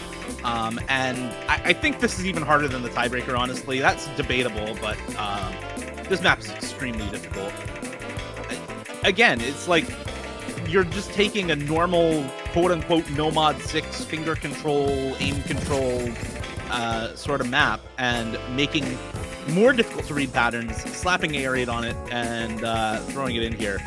As you said, Miles, this is definitely mapped with the intention to be a reading pick, as there are a lot of the kind of trademark overlapping patterns that do make this a little bit more difficult on AR8 hidden. Sorry to the players for that, but yeah, this is going to feel like it was made to be, you know, more difficult to read, but still intuitive to play. Mm-hmm. I agree with this being the hardest map in the pool, and if I see a specific player pop off on this, I will lose my mind, because this is just like, it's one of those maps where it's so difficult to get good accuracy, and in Score v2 that means a lot. Like, if you aren't getting good accuracy, you really have to combo game to even get above like 500k. You'd probably need to FC at least 2 or 3/4 of this map. Yeah, like 2/3 of the map for 500k if you're getting below, you know, 95 AC or so. Yeah, I feel like I'm just waiting to see, like, who even on Chippy Chapa Chapa plays this, actually? That is my question. That's a good question. I think who goes in for them? White Cat has to take one for the team on that one, I think. At least, I mean, check their roster. It's like White Cat or Scrowl on that roster, right? Yeah, I think Scroll or Arnold definitely plays. Oh this. yeah, Arnold. I forgot. That guy's Yeah. pretty good at low AR. I'm definitely waiting for them versus worst HR player on this map, and in Grand Finals, it's Malashevsky versus whoever makes it through. I'm very much waiting in anticipation of whoever actually plays this, because this is going to be something else to watch in match. All right, now that's the hidden one. Now, I think we're going to go into an almost equally difficult hidden 2. I mean, we're going from skill set to skill set here. We're going from the gimmick into the tech. We've got another map, actually, by a pretty well-known tourney player. We've got Nelv, mapped by Lugia. Yep, Nelv by Silent Room, mapped by Lugia. This is 8 stars and 175 BPM. Again, run. Yeah, run. This is really, really difficult slider mapping. Not in small part because there is also sliderator usage in this. You might remember from Charlie's Perfect Math class in, I think, 2022. There were a couple of maps that used sliderator as a gimmick in that tournament. We are bringing that back with this Lugia map set of Nelv.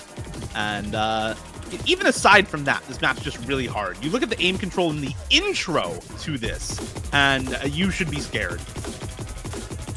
Yeah, I feel like I can count on one hand the players that should be, like, able to get good scores on this. Like, I'm looking at players like Malashevsky, worst HR player, MREC tier players, who are going to be honestly comfortable on this map, and I don't really know if anyone else even gets in that conversation.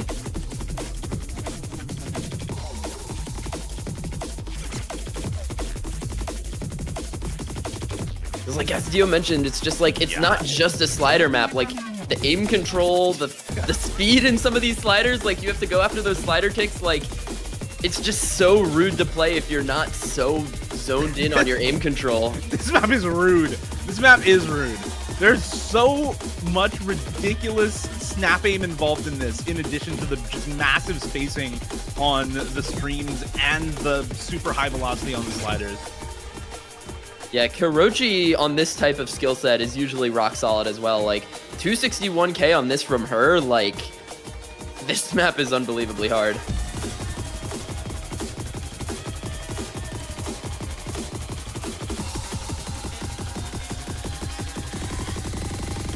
But, you know, you're comparing this to stuff like the Nomad 2, and I think it feels pretty similar in difficulty.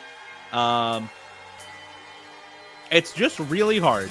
There's not a lot else to say. We are at the point in Grand Finals, you know, the target star rating for our 4v4 slots was 8.1 stars. That means your target star rating for a lot of the 1 slots is like 8.6 stars or higher in some cases. And the 2v2 slots are not that far behind. This is the, you know, Course Ace Closed, MREC Grandmaster Cup type of difficulty tier that we're looking at for these sorts of slots. And I think that's pretty evident looking at the map we put in. Yeah, I was about to say, Dio, I'm looking at this. I don't think I've seen a 4v4 or like team-size tournament map pool that's like on a grand scale as harder as the one that we're showing you all right now. Like, yeah, we're only in Hidden 3. Although I think the next map is going to be a little bit more accessible. It's very nice to play. I think more on the accessible side compared to a lot of the map pool. And I mean, it makes sense going into a 3 slot. We've got the Grand Night Territory, song by Monster Siren, mapped by Hollow Wings. Yep, this is Hidden Alt at 130 BPM, CS 4.5. Again, not quite 8 stars, but pretty close. This map... Yeah, this is... go ahead, Miles. This is your pick, so go ahead. Yeah, this is one of my picks in the pool. Few and far between, but this one is a... as I was mentioning earlier with the categories of gimmick, you kind of have this category of gimmick that's like solely taken by Rust Bell, Fangen, Hollow Wings. This map's one of those, but definitely a lot...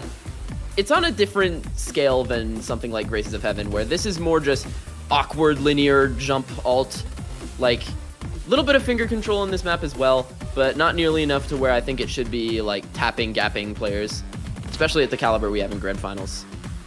Yeah, there's a couple triples here and there. There's a little bit of finger control in this, but really, you're focused very much so on the aim control in this pick.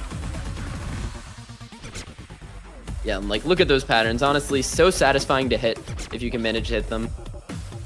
The flow aim is so awkward, but so intuitive to play as well. Highly recommend giving this map a try. Honestly, I didn't know Taro had this dog in him. Like, 300k on this? That's pretty good. It's a good replay.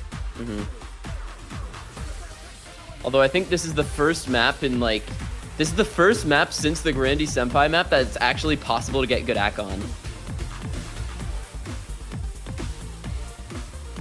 Yeah, probably. Hidden 1, you know, No Mod 4, Hidden 1, Hidden 2 are all really, really difficult to get good accuracy on. So.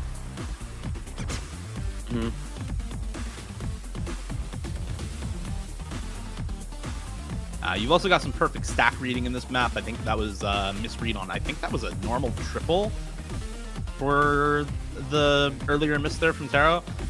So there's a few varied skill sets in this. Again, a little bit of speedier patterns in this map as well. But for the players who are playing alt maps at this level, I think that's to be expected. So many modern alt maps have that finger control element to them.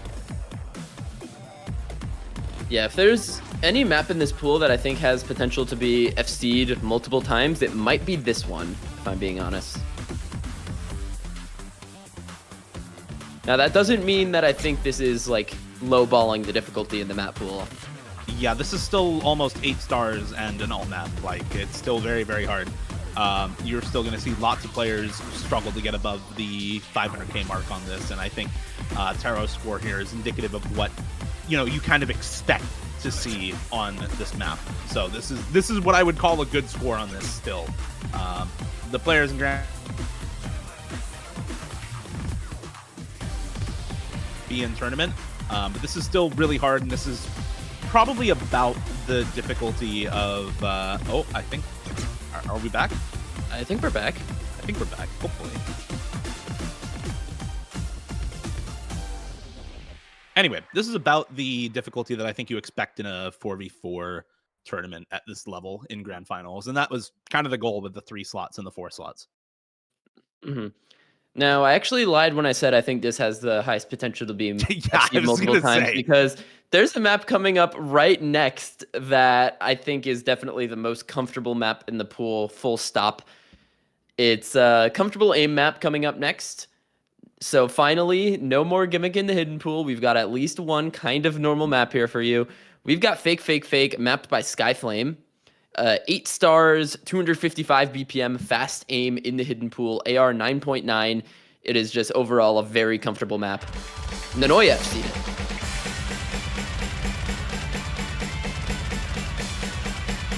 Off topic, but anytime I see AR 9.9, I'm just kind of like, yo, pick an approach rate. Like, are we doing AR 10 or are we not? Let's pick one. I feel that. But yeah, this is just normal aim. It's a Skyflame map. Have you played Skyflame maps before? Okay, now make it 250 BPM.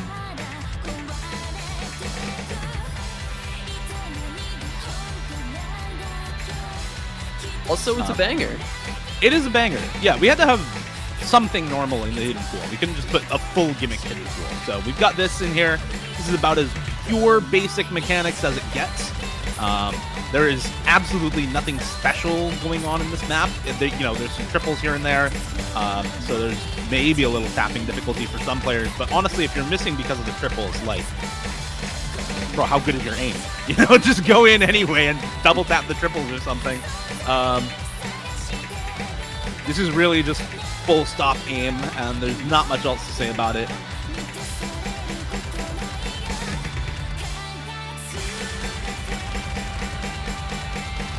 But it does definitely fill in a hole that we had in the map pool before it was there, where, you know, you look at the Grandy Senpai map, that's just like full screen aim. This map is just a lot more comfortable, but also higher BPM as well.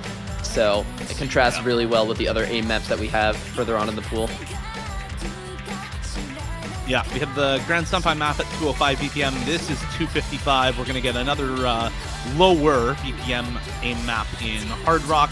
Of course, high BPM aim in DT, and then something a little different in Fremont for the Fremont aim slot. We'll get to that when we get to it. Other note, this is also the second map in the pool that is CS 3.8, so the second map that's below CS 4. The other one being the Grand Senpai map in Nomad. Got a pretty even balance of CS 4 and below versus above CS 4 right now. You've got 2 maps in Hidden that are above, 2 maps in Hidden that are 4 or below, and the same for Nomad. So we're trying to keep it relatively balanced with either slightly above or slightly below or at CS 4 in this pool. Obviously, the Hard Rock pool is going to be an exception to that, but you can expect a lot of the other picks in Fremont and PT to be right around CS4.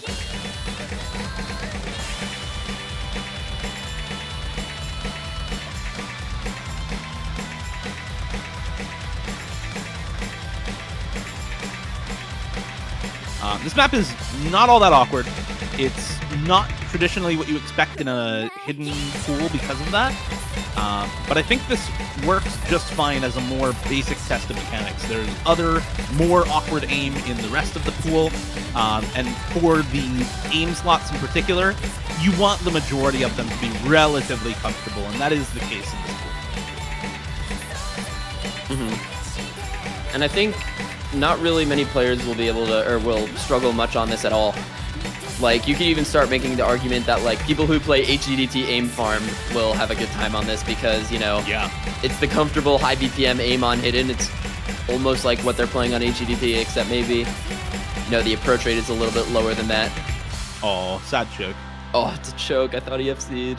No. Still a great score from Nanoya. If you get this in the match, you're gonna probably be the hero. Unless we actually get multiple FCs, which that'd be kind of crazy. If it's on a single map, it might be this one. But we're gonna go on into another aim map. Unlike this pool, we had the hidden aim slot at number 4. We've got the hard rock aim slot at number 1. So an extremely difficult aim map coming up, and I'm sure everyone here is gonna be familiar with this one. Yep, shipwrecked by Ailstorm, mapped by Gordon, the top diff. I'll drink to that. CS 5.5 awkward aim. This has no hard rock FCs. Not even hidden hard rock, I don't think. This is just really, really difficult hard rock aim. It is relatively awkward as well. In fact, there are 3 FCs total on this map. Hidden by Malashevsky, Nomad by Vaxei, and Nomad by Hyok. And that's it. There's no other FCs at all on this diff. So we're putting it in hard rock. Of course.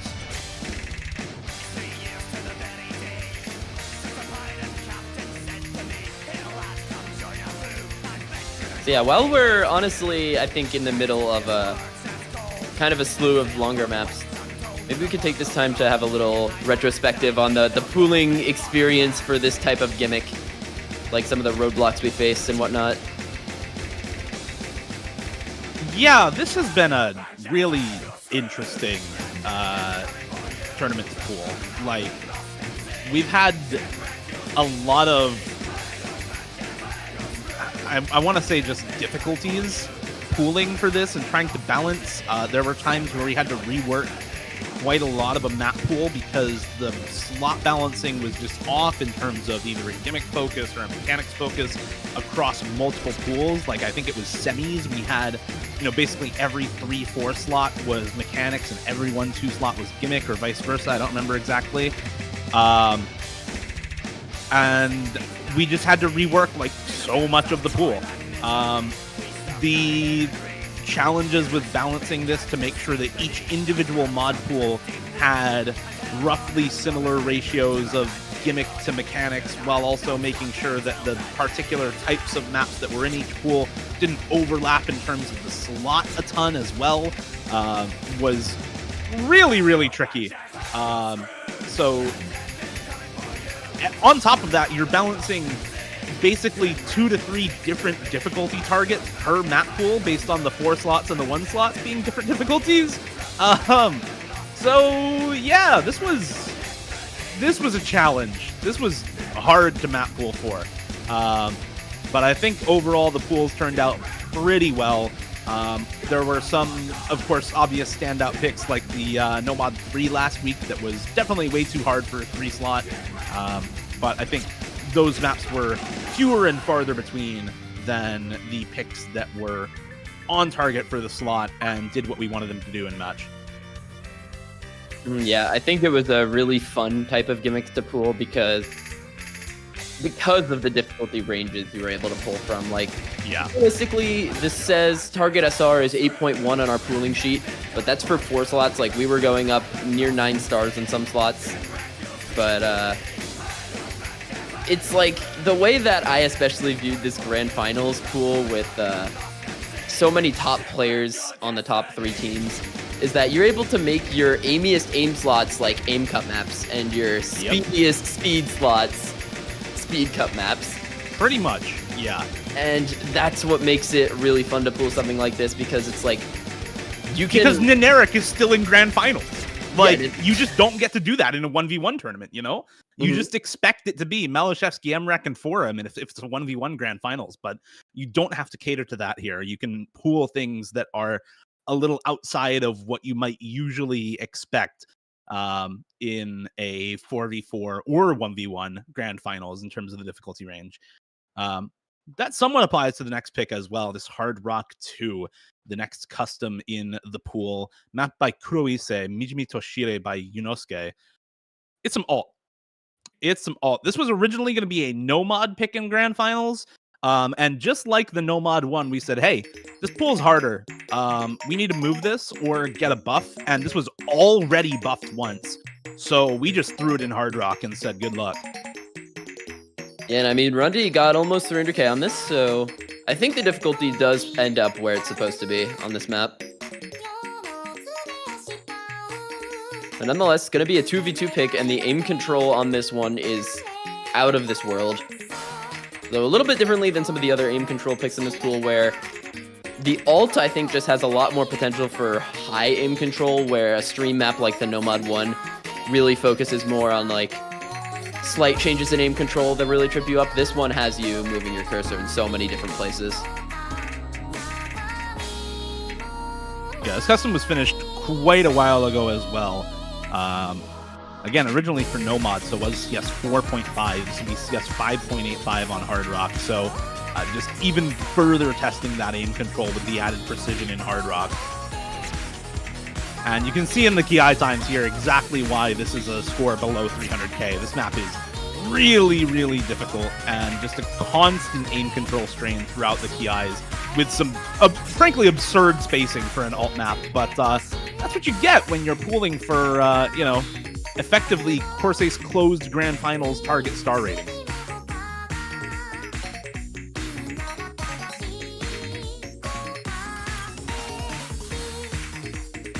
Quite interesting pooling for this and getting head start on the Corsair's closed pools at the same time, because I feel like I was switching a lot of maps between this and there, like looking for our rejects from here to put in there. Yeah. That's going to be another fun tournament coming up soon, I think in a month, so be on the lookout for that.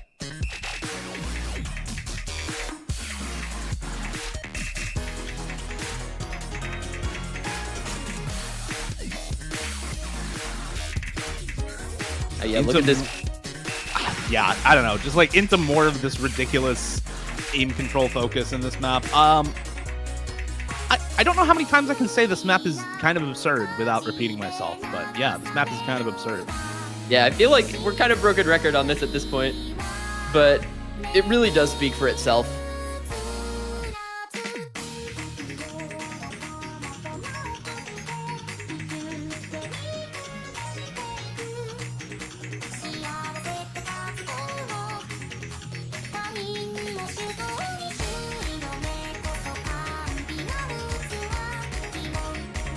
Well, with that, we take a minute to talk about the balancing in the rest of the pool. We had quote-unquote alt Nomad with the 175 BPM Nomad 2.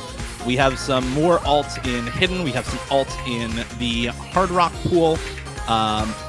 You will get another kind of alty map coming up next in the Hard Rock 3. but none of it in the free mod pool. So expect the Hard Rock pool to be the last of the alt-focused gimmick maps in the pool. Mm-hmm.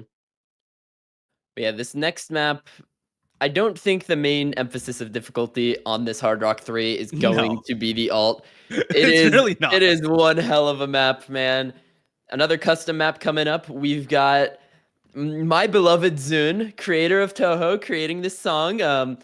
Little Princess, Kobito of the Shining Needle, mapped by Lucent, CS 7.8, 164 BPM streams. So your intense precision pick. Yeah, last week we had Bayside Hard Rock, which was deeply unserious CS9 alt tech kind of hybrid pick. This is CS 7.8, but it's also a 3 slot. Last week you could just have one person go in on Bayside and be good. This week you need 3 people who can deal with nearly CS 8 streams, and these streams are really difficult. There is, as comes with the song, quite a lot of relatively easier patterning here at the start of the map before we get into the real meat and potatoes of this, which is the infamous longer stream sections in the middle and towards the end of the map. I think contrary to CS 7.8 inherently having a load of aim control, I don't think the raw aim control is really that intense on this. I think the streams flow really nicely. So it's really just going to be a test of if you can keep your composure on the CS 7.8, I think. Because if you don't, the note lock you will experience on some of these longer streams will get you killed. Yeah, absolutely. We're just teasing the long streams at this point. So I think it's time we get into them. Let's take a look at exactly what Lucent has cooked up here for us. And yeah, you see these corners. These follow the song. That doesn't make them any easier, but they are there. This is just, yeah, the longer streams in this are really, really tricky. And if you're not very good at this level of precision, then you're going to have a rough time on this.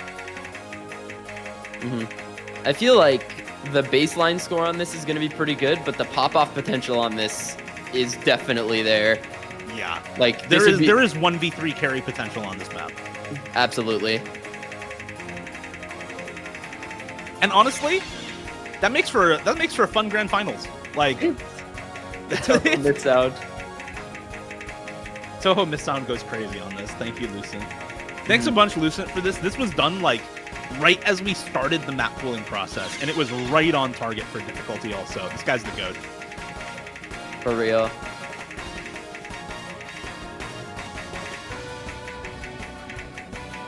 I think Nanoya also deserves $1 billion for 500k on this. This is a good example of kind of what you expect as a relatively high baseline score for this sort of map. I think we'll see a lot of 350k, a lot of 400k, not too many 500k, and again, maybe 1 or 2 scores above that, like 500k, 700k mark.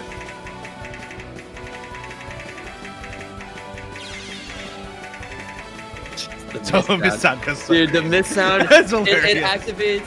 I've been doing nothing but playing Touhou these last 2.5 months, and that just activated my fight or flight response.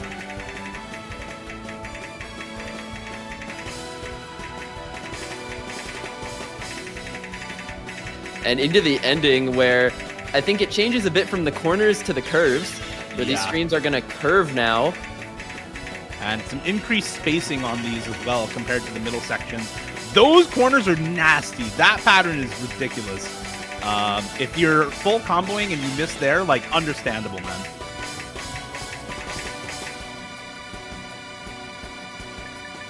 That pattern is actually a Touhou reference. There's a dumb spell on the boss that has this song called You Grow Bigger, Oh my God. where it grows your hitbox like 10 times bigger than it usually is. That's what I feel like when I'm watching that pattern. Oh my God. All right, and that'll lead us into yet another custom for this pool. Song by Aoi in Terabang, mapped by Serenide. Some 220 BPM speed tech, CS 4.9. Let's get into it. The mech tech is back, and this is something that I think Sarenhide is very notorious for as a mapper. He's done this type of map a lot, and he's very good at it.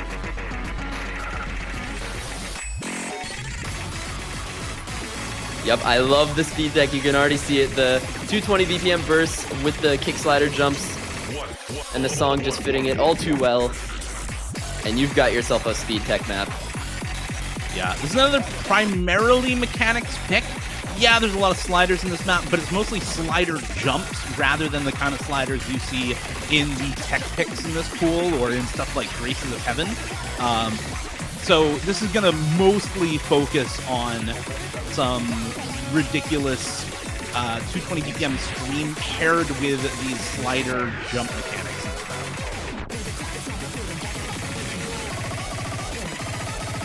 And also, yeah, this is definitely a Vaxei map. If you were playing this tournament, this is a map for Vaxei, but he's not here, so we got everyone else playing this instead. This is a 4v4 map in Hard Rock, so you're going to need a pretty good mechanics and mixed tech roster for this one. One funny thing about this through the mapping process is that I think Sarenhide was so convinced that this map was going to be too hard, yet it ended up at 4 slot. Yeah, that's always funny. And that's how it goes. I mean, people now are so good at, you know, mechanically intensive maps that you kind of have to expect that if the mechanics aren't, like, out of this world, that most people are going to be able to play it, at least get a roster of 4v4. Yeah, exactly. And the mechanics on this map are definitely not out of this world. There's some space triples, there's some slider streams, there's some pretty tough slider mechanics in this map as well. But a lot of the bursts and the main mechanics difficulty coming into this map is, I think, very doable for a lot of players left in the tournament right now. At only 220 BPM, only 220 BPM. This is very doable. Well, Miles, Okay. You mentioned mechanics that are out of this world. Chat, let us cook. Yeah, so some people got spoiled on it because of our little slide bar here, but yeah, here's our Speed Cup map, 1v1. We checked all of the optics for this. Think about the teams remaining. You have Neneric, you have Window Life, you have, who else, Dio? You Arnold, Ciccone. Like, the teams that are left all have absolutely ridiculous speed players on them. You have a Colibed, Arnold, Ciccone on Chipi Chapa Chapa. You have Window Life and maybe Enri on I'm Korean too. You have Neneric and Emrek on Suntan. This is the epitome of this gimmick in its true form. Because, again, if this were a 1v1 tournament, you don't have a lot of those ridiculous speed players left in Grand Finals. And so, ridiculous speed.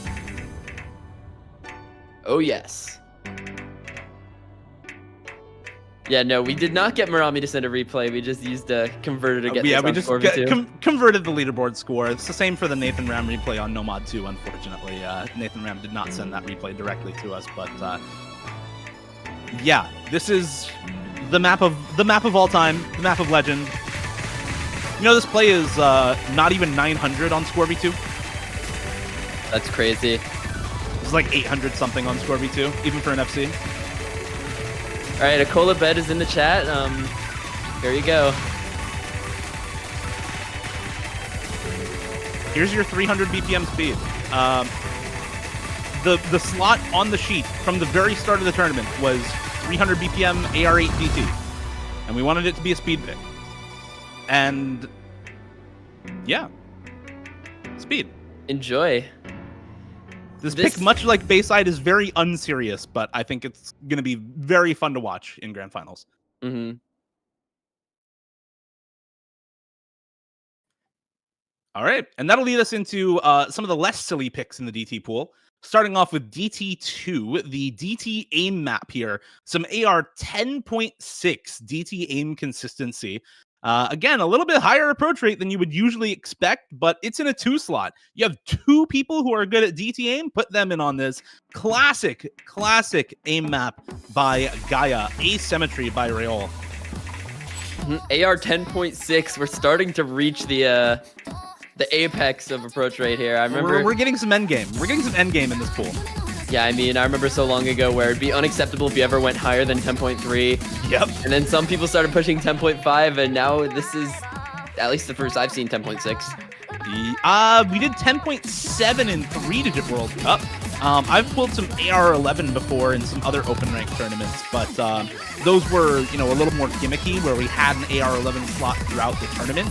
For a normal, high-profile badge tournament, 10.7 is kind of the limit. We saw, I think, some 10.7 in UKAIM in 2021 as well, but that was Emrek versus Vaxei, right? So, yeah.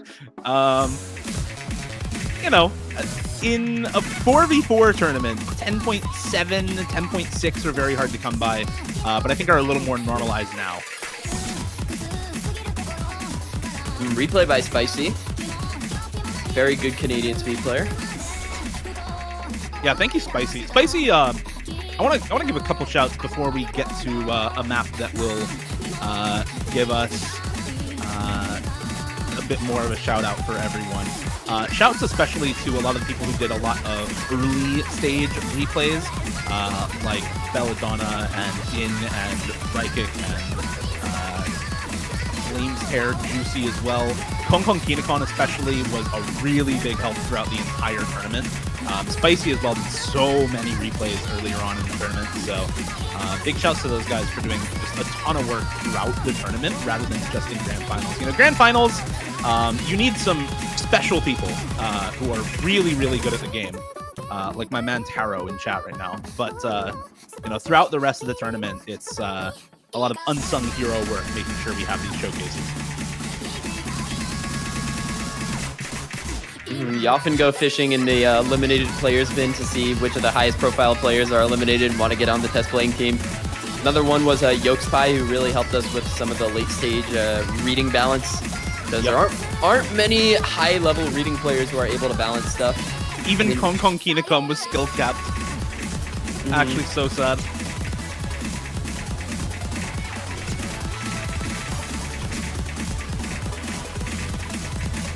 And also, yeah, this is 276 BPM, AR 10.6, OD 10.1. CS 4.1 is a deeply unserious circle size as well. I feel the same way about CS 4.1 that I do about AR 9.9. Just pick a circle size, Just pick 4 or 4.2.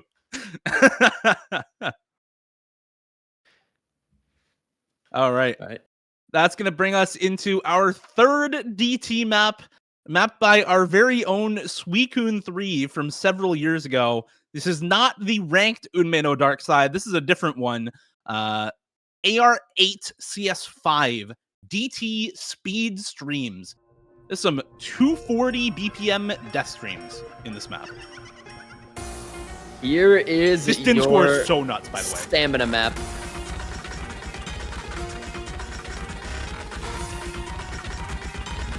Yeah, I mean, we just needed a little bit more Toho representation in the pool, no biggie.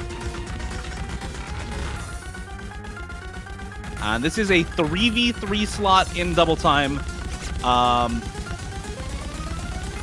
So remember what I said earlier about there being, maybe 1 or 2 players on each team aside from chipi, chapa, who can play Ascension to Heaven. Maybe they have 2 players. I don't know if the same is true about 3 players on each team being able to play this. I think so. I mean, 240 is a really comfortable BPM for anyone who fancies himself to be an intermediate speed player even. I think the problem on this is going to be more with some of the finger control and aim control on this map. I think it's very missable, so to speak. I don't think there's any specific pattern though. It's not just the speed, right? It's non-stop. You have jumps between streams. You have flow aim that's non-trivial in this map. You have some finger control as well that just bumps the stamina up even more in this. You can play this no mod and still get stamina cap if you're not a seasoned stream player, because this is just so ridiculously difficult on the finger control that you have to tap. It feels harder than usual to do really well on this. And then you have these stop and go streams as well. Yeah. it's not just 240 stamina. It is 240 stamina, but it's not just 240 stamina on this map. Mm-hmm. Those stop and go streams are a really easy place to fall off a stream and just start chain missing. Yeah. I'm hoping for the sake of the players that doesn't happen because, you know, with 240 BPM being a comfort BPM, I think people are going to be expecting to get pretty high accuracy on this. But you might just not. Yeah, if you might just lose your accuracy from the misses, if anything.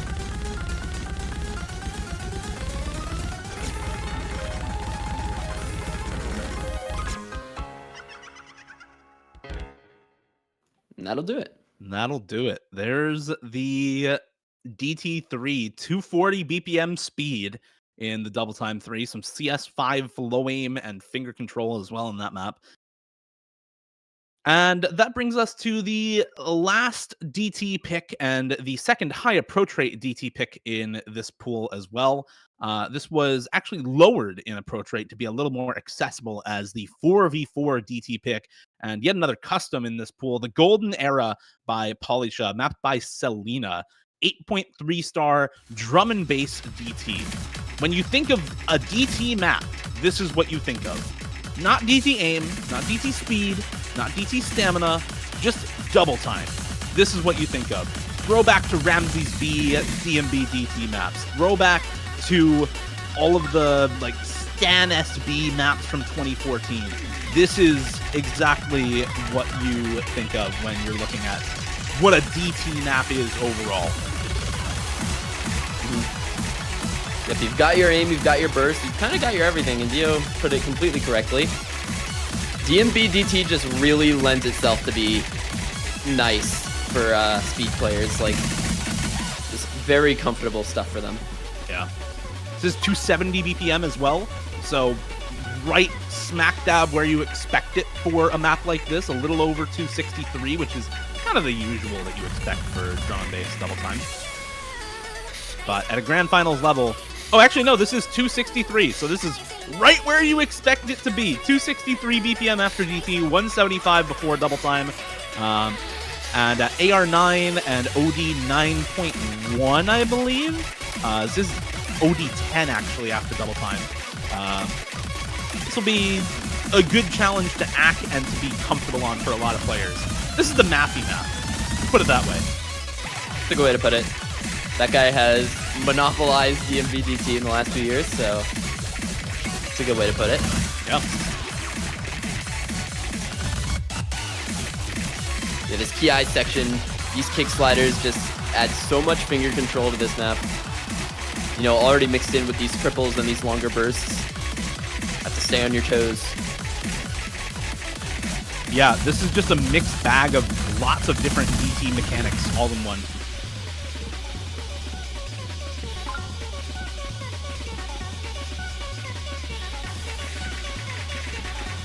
This is also very long. I think this map is well over 5 minutes no mod. This is, or no, not quite 5 minutes no mod. This is 2 minutes and 30 seconds after double time, and is the second longest DT map beside the DT2 aim pick. It's 4 minutes and 23 seconds after double time.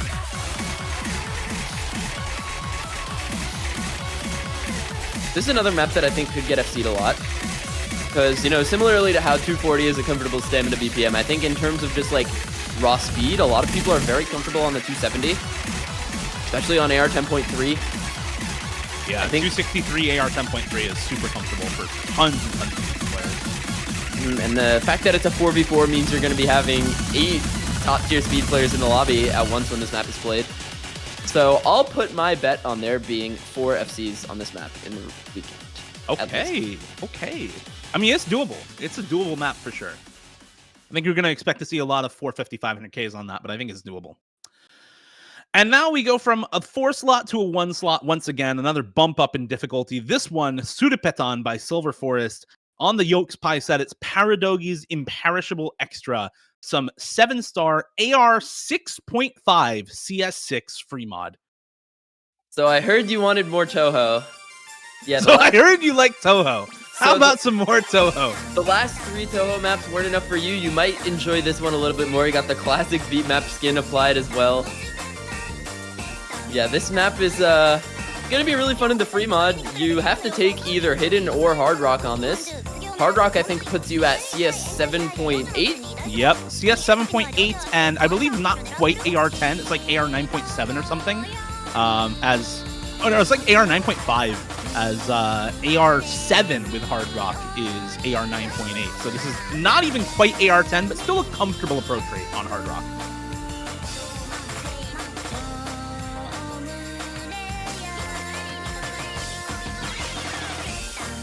More of the Toho miss sound.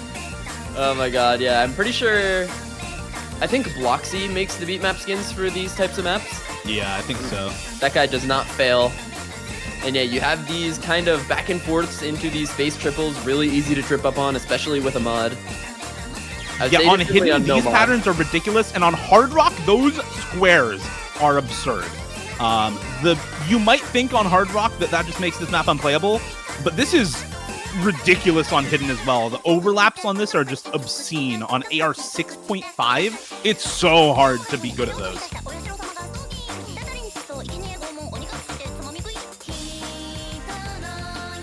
But honestly, what else are you expecting from a one slot if it's an anti-mod pick, right? Like, it's going to be hard as shit on either hidden or hard rock. There is no escaping the pain train on this one.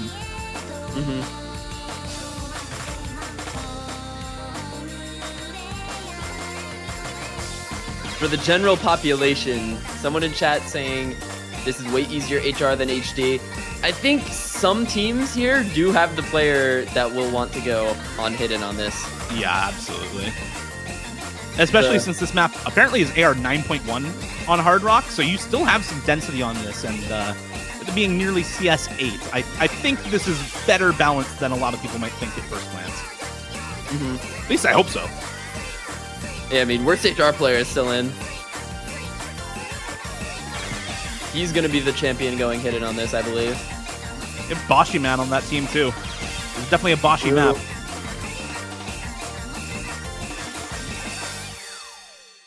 Yeah, this map, absolutely brutal to be consistent on. I think at the end of the day, 300k from Yolkspie once again. When you see Yolkspie getting 300k on a map like this, you know it's going to be so unbelievably difficult. Yeah, good luck to the players. And that'll bring us... Miles, you want to talk about this one? Yeah, so... guys, we cut the pool size down. We now have only one free mod, and here's our tiebreaker. Just kidding. It's a free mod 2v2. This is Kyuko by Katagiri. I think this song is from originally one of the Mania World Cups. It was also mapped in Course Ace Closed last year as the Grand Finals tiebreaker, but this is a different version than that. This map is just, as I said, it's a tiebreaker in a map. You've got basically every skill set being tested, but I think a large emphasis being put on the finger control on this map, which is something we don't really have too much of in this map pool otherwise, like this kind of non-speed finger control. And that's what this map really fills, and that's why we succumbed to putting another 5-minute map in the pool. Yeah, we were looking at the pool. The rest of the pool was done. We were looking at the pool, and we were like, okay, we have 10 mechanics picks and like 9 tech alt gimmick picks, right? 9 of anything between reading or anti-mod or tech or alt or gimmick. And so we were like, okay, let's put in something that's kind of a bridge between these, but can represent more of the tech focus as, you know, besides the hidden 2, we're kind of lacking that in the rest of the pool, right? There's no tech in hard rock. You've got the speed tech pick, sure, but that's very mechanics focused, even if it is still kind of a tech map. But a lot of the pool was really lacking this sort of thing, this like higher BPM full tech focus. The fact that this is 5 minutes is a little rough, sure. And I also think that this replay is going to be on the very low side of what we see. This map is hard, yes, very hard. But I think we're going to see above 93k from pretty much everyone left in the pool. Flames Terror is good, but he is not a, unfortunately for him, not a Grand Finals 1v1 tournament player. And this being in the 2v2 slot means we're going to need 1 hidden and 1 hard rock on each team. And I think those hard rock players are going to have to be very well practiced on this. Yeah, this map is insane with hard rock, by the way. 93k is not, like, good, but I don't think we're seeing too many pop-off hard rock scores on this map. And here's one of the more control-oriented parts of the map that I think if you really learn how to combo through this part of the map, you're going to be rewarded by some decent combo when the Ki section rolls around. You see some of these alt focus patterns and then some finger control patterns. And if you can combo through that, you have this chorus that I think is more straightforward to combo than most of the rest of the map, so probably going to expect players to get through this part.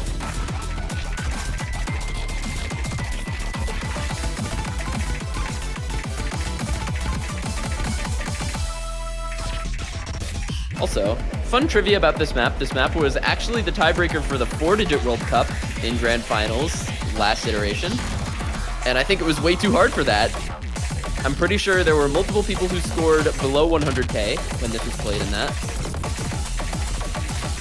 Yeah, this map is way too hard for... this map is way too hard for 4-digit World Cup tiebreaker. Flamester did win this 4-digit World Cup, by the way. So special attachment to this map for him, but they did win that on tiebreaker as well against Canada for Team United States in that iteration last year.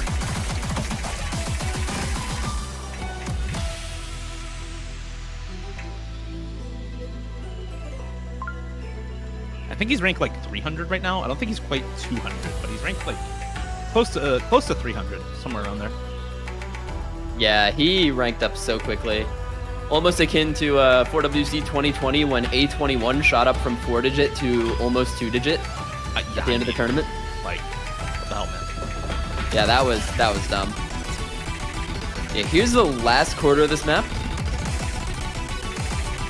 that I think starts to ramp up more on the mechanics once again.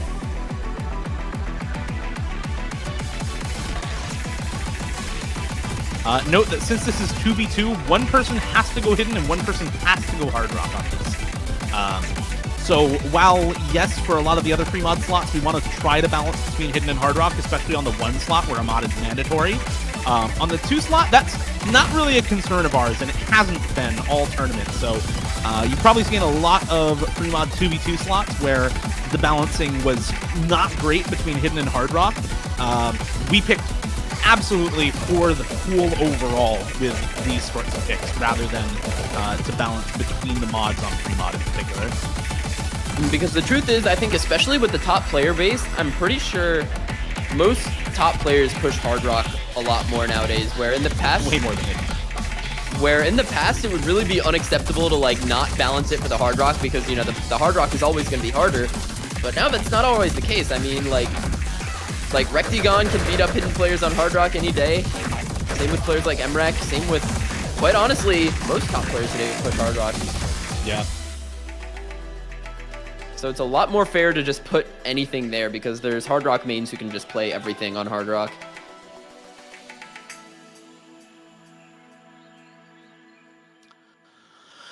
And the upside down Tory on the ending there will signify our transition into the second to last map in the normal mod pools.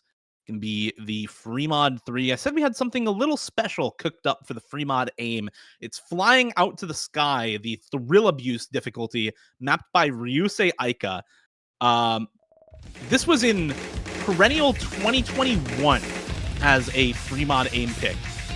And it never got picked because it was just too goddamn hard. So we put it here. Dio, I know you're really happy to pull this one again because back in perennial, this map was way Finally too got hard. a chance, bro. Now it's actually the right difficulty. This map, I think the aim he mentioned focuses more on the kind of alt aim, you know. It becomes extremely dense on hidden. So I think a lot of people are going to prefer to go hard rock. I think potential for HR overmod on this, even though you are able to go no mod. Yeah, I think it's very likely we'll see 2 hard rock, 1 hidden on this from multiple teams in Grand Finals. And that's fine. The map itself is meant to be that density check or force really higher mechanics on this pick. And the aim style on this is very awkward. Aika makes some very linear patterns that have some spacing changes. that you saw, especially in the beginning. But now in the Ki, it's going to be a little bit more of that, actually. Yeah, fun fact, this is actually not an Ica map. This is a guest difficulty by Karen. Oh. This is a Karen map? This is a Karen map. I would never have guessed. This doesn't feel like Karen's usual style. Yeah. Also, shout out to Ryusei Ica, who actually put the perennial reference in map description, despite this not being a custom. Appreciate that guy. Yeah, this map is, as Miles has said, a lot on the kind of alty aim, but really just like flow aim, wide angle jumps, aim control, stop and go patterns. By the way, Badu is number 1 on this, so the speed mechanics are not really there on this map. It's all about the other stuff going on in this pick, despite it being very high BPM, 244 BPM for this map. Another very good replay from Nanoya on this. If you can get 720k on this with Hard Rock, that's got to be one of the higher ones in the lobby. Yeah, if you can get 720k on that, you're maybe carrying your team on that pick. Despite it being, you know, only 7.2 stars with no mod, it's still very, very difficult. Definitely victim of being understarred. Yep. And now we'll get into a relatively special map, the Free Mod 4.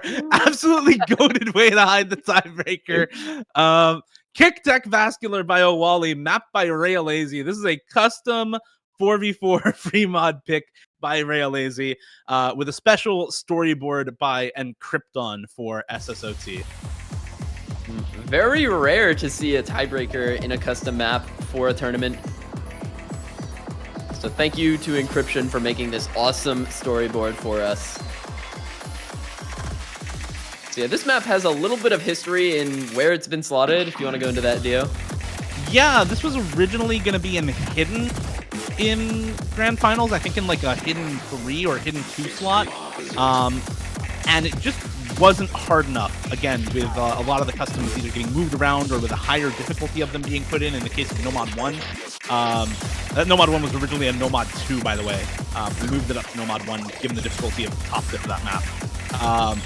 This one was, I think, originally a hidden 3 with a higher approach rate. This is now actually AR 9.2, I believe, before mods. Yeah, AR 9.2, CS 4.2 before mods on this map.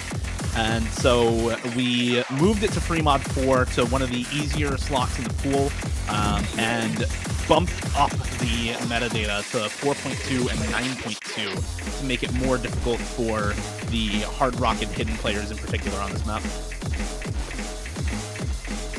Yeah, I think being in a 4 slot with mods suits it much better in difficulty. I mean, you're seeing Taro shred this one through with Hard Rock. I think this one is definitely going to be a more traditional free mod roster, though. I don't think we're going to see an overmod. It's probably just going to be 1 hidden, 1 Hard Rock, and then 2 no mods. Shout out to the staff team there. Thank you, everyone, for all of the work on this tournament. All of the, of course, from the map pool side, the playtesters and replayers for doing a lot of work here. All of the custom mappers who made some banger maps throughout the tournament. And to the fellow map poolers for helping out with pooling and custom management throughout the tournament. And then, of course, to the referees, the streamers, the commentators who helped carry the matches themselves throughout the tournament, as well as the management.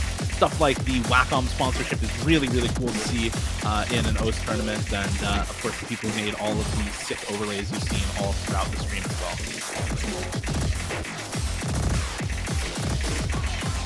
Yeah, as every major tournament, it takes so much work behind the scenes to get it looking good in the end result. So, honestly, hats off to everyone who's put in the effort to make SSOT good this iteration.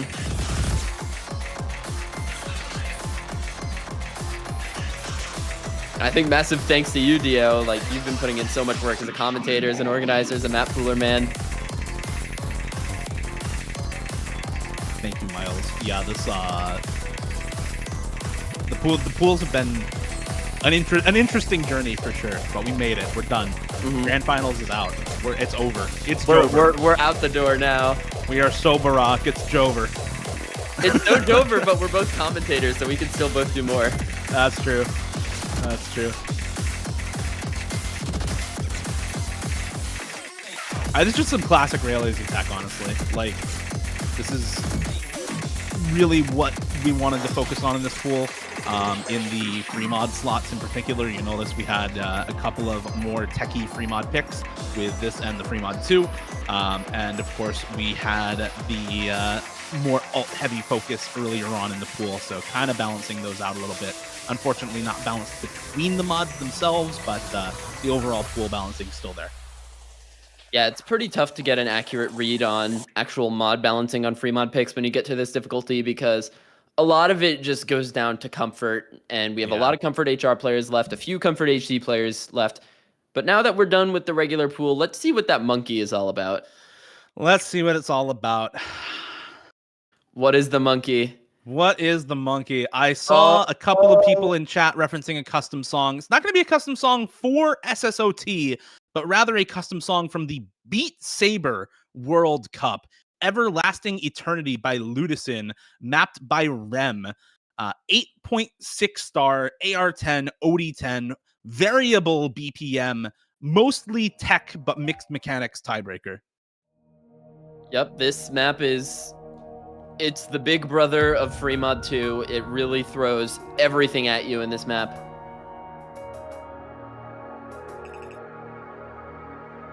I think a big surprise for a lot of people not seeing custom song or custom map as the tiebreaker in grand finals of big open rank tournament like this. But the way that we handled custom maps this iteration was to basically allow mappers to choose what they wanted to map. And nobody took up the mantle of grand finals tiebreakers. So we put this in several months ago, noticed this week that there were not hit sounds on it. So we got Errol to do hit sounding from the mapper team.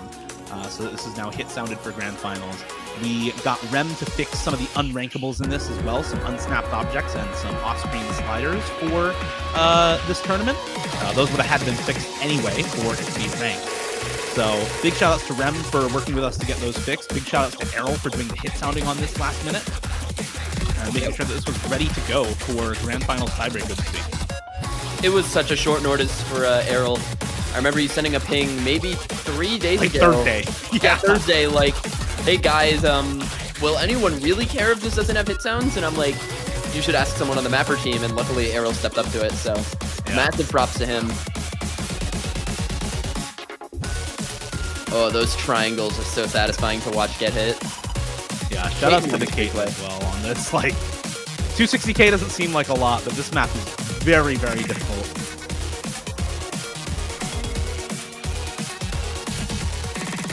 And this is kind of like one of Decaton's main skill sets, so seeing him get 260k on this just really shows how difficult this map is.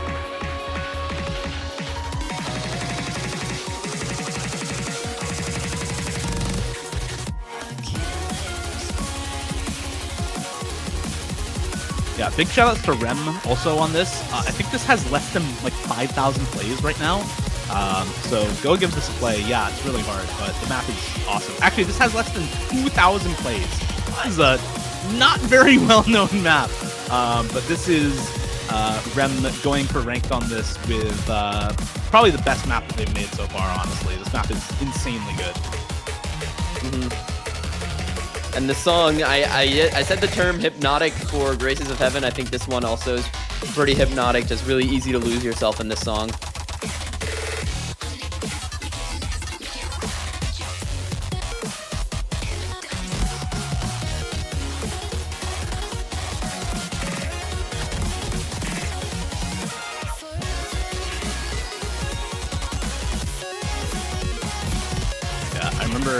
Rem actually, I was doing map reviews on stream one time, and Rem came in with this map, and I was kind of like searching for anything to say about this besides, damn, this map is goated.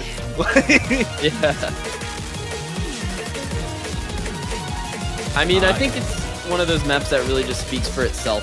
Like, yeah, kind of just have to let it play out. Like, we could list every single skill set, like, here's the 220 BPM section, by the way. This is variable BPM. Speeds up on these streams up to 220. But as you said, listing everything is a bit too much. I think it's important to list stuff like this where you're really getting a stamina requirement in this part. But aside from that, I feel like there's not, as you said, it speaks for itself in most cases. This speed up is so crazy. It's just intense, and then you get to the slow down part. It's like, ugh. Yeah, the song is 6 minutes 30 seconds. Again, Ludison doing this for the Beat Saber World Cup. So this is a custom song, not for an OS tournament, but for a different rhythm game tournament.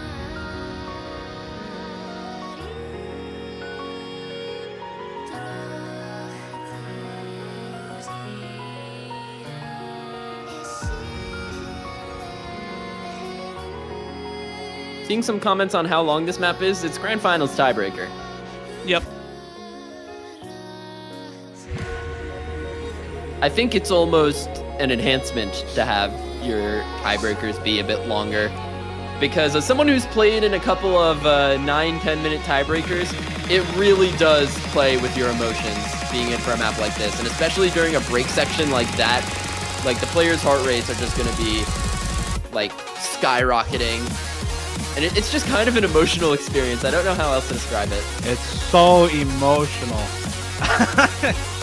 I do agree though. Every time I've played a really short tiebreaker, I've just felt like something was lacking. And having a song like this that is, it's just got the epic final boss vibes alongside the kind of like chill rhythm game music that you tend to want in a tiebreaker. Also, yeah, any BNs for this? Hey, guys. I think we should nominate this, no? Let's get disqualified right now. Osu needs more, like, actually good maps at the star rating.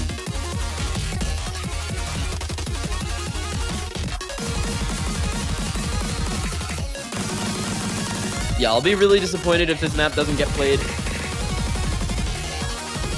Hey, I mean... I'm really hoping for a tiebreaker this round. With how close the winners final was, definitely a possibility. Yeah.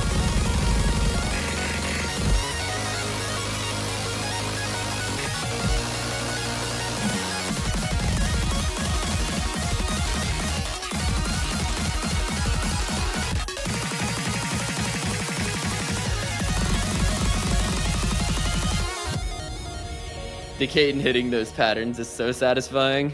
Yeah.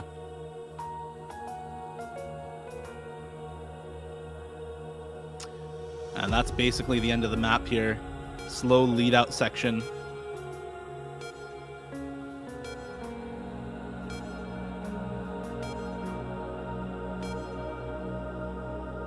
Clock slider at the end of the map. He did not know which way to go. Good thing it's a slow slider. Mm-hmm.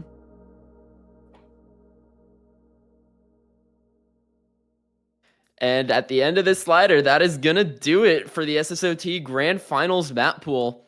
3 teams remain that will be duking it out on this pool, and I am really excited to see it get played next weekend. I'm really looking forward to seeing if we get a Grand Finals tiebreaker. I'm super excited about the rest of the pool, but especially about the tiebreaker. I got that map sent to me and instantly put it in a collection of things to pool later, and it's finally here. So it's been a couple of months since then at this point, so I'm happy to have found a good spot for it here in Grand Finals tiebreaker for SSOT. That is going to be it from us. Thank you everyone for watching. We'll have some banger matchups this coming weekend. We've got the losers finals between I'm Korean 2 and chipi chapa. I'm really looking forward to that match. Those two teams have not yet faced off. Chipi chapa losing to Suntan in the semifinals, and I'm Korean 2 losing to Suntan in the winners finals. So both of those teams with a grudge match against the team awaiting them in grand finals. Suntan looking to come out victorious in the grand finals. I'm looking super forward to the grand finals weekend here. And that is going to be it for us.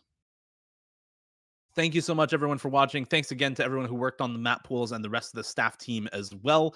And we will see you next weekend for the Grand Finals. Map pool and schedules will be out on the sheet and website shortly. Please look for those and get ready to get practicing. And that'll be it from us. Miles, any last words? I think the fans should check out the sheet for the schedule as well, and the map pool if you missed a few picks, because we really did cook on this entire pool. So just be on the lookout. Look at when the matches are. Maybe put that on your calendar if you want to watch. But other than that, it's been a pleasure, Dio, and thank you all for watching. See you next week, guys.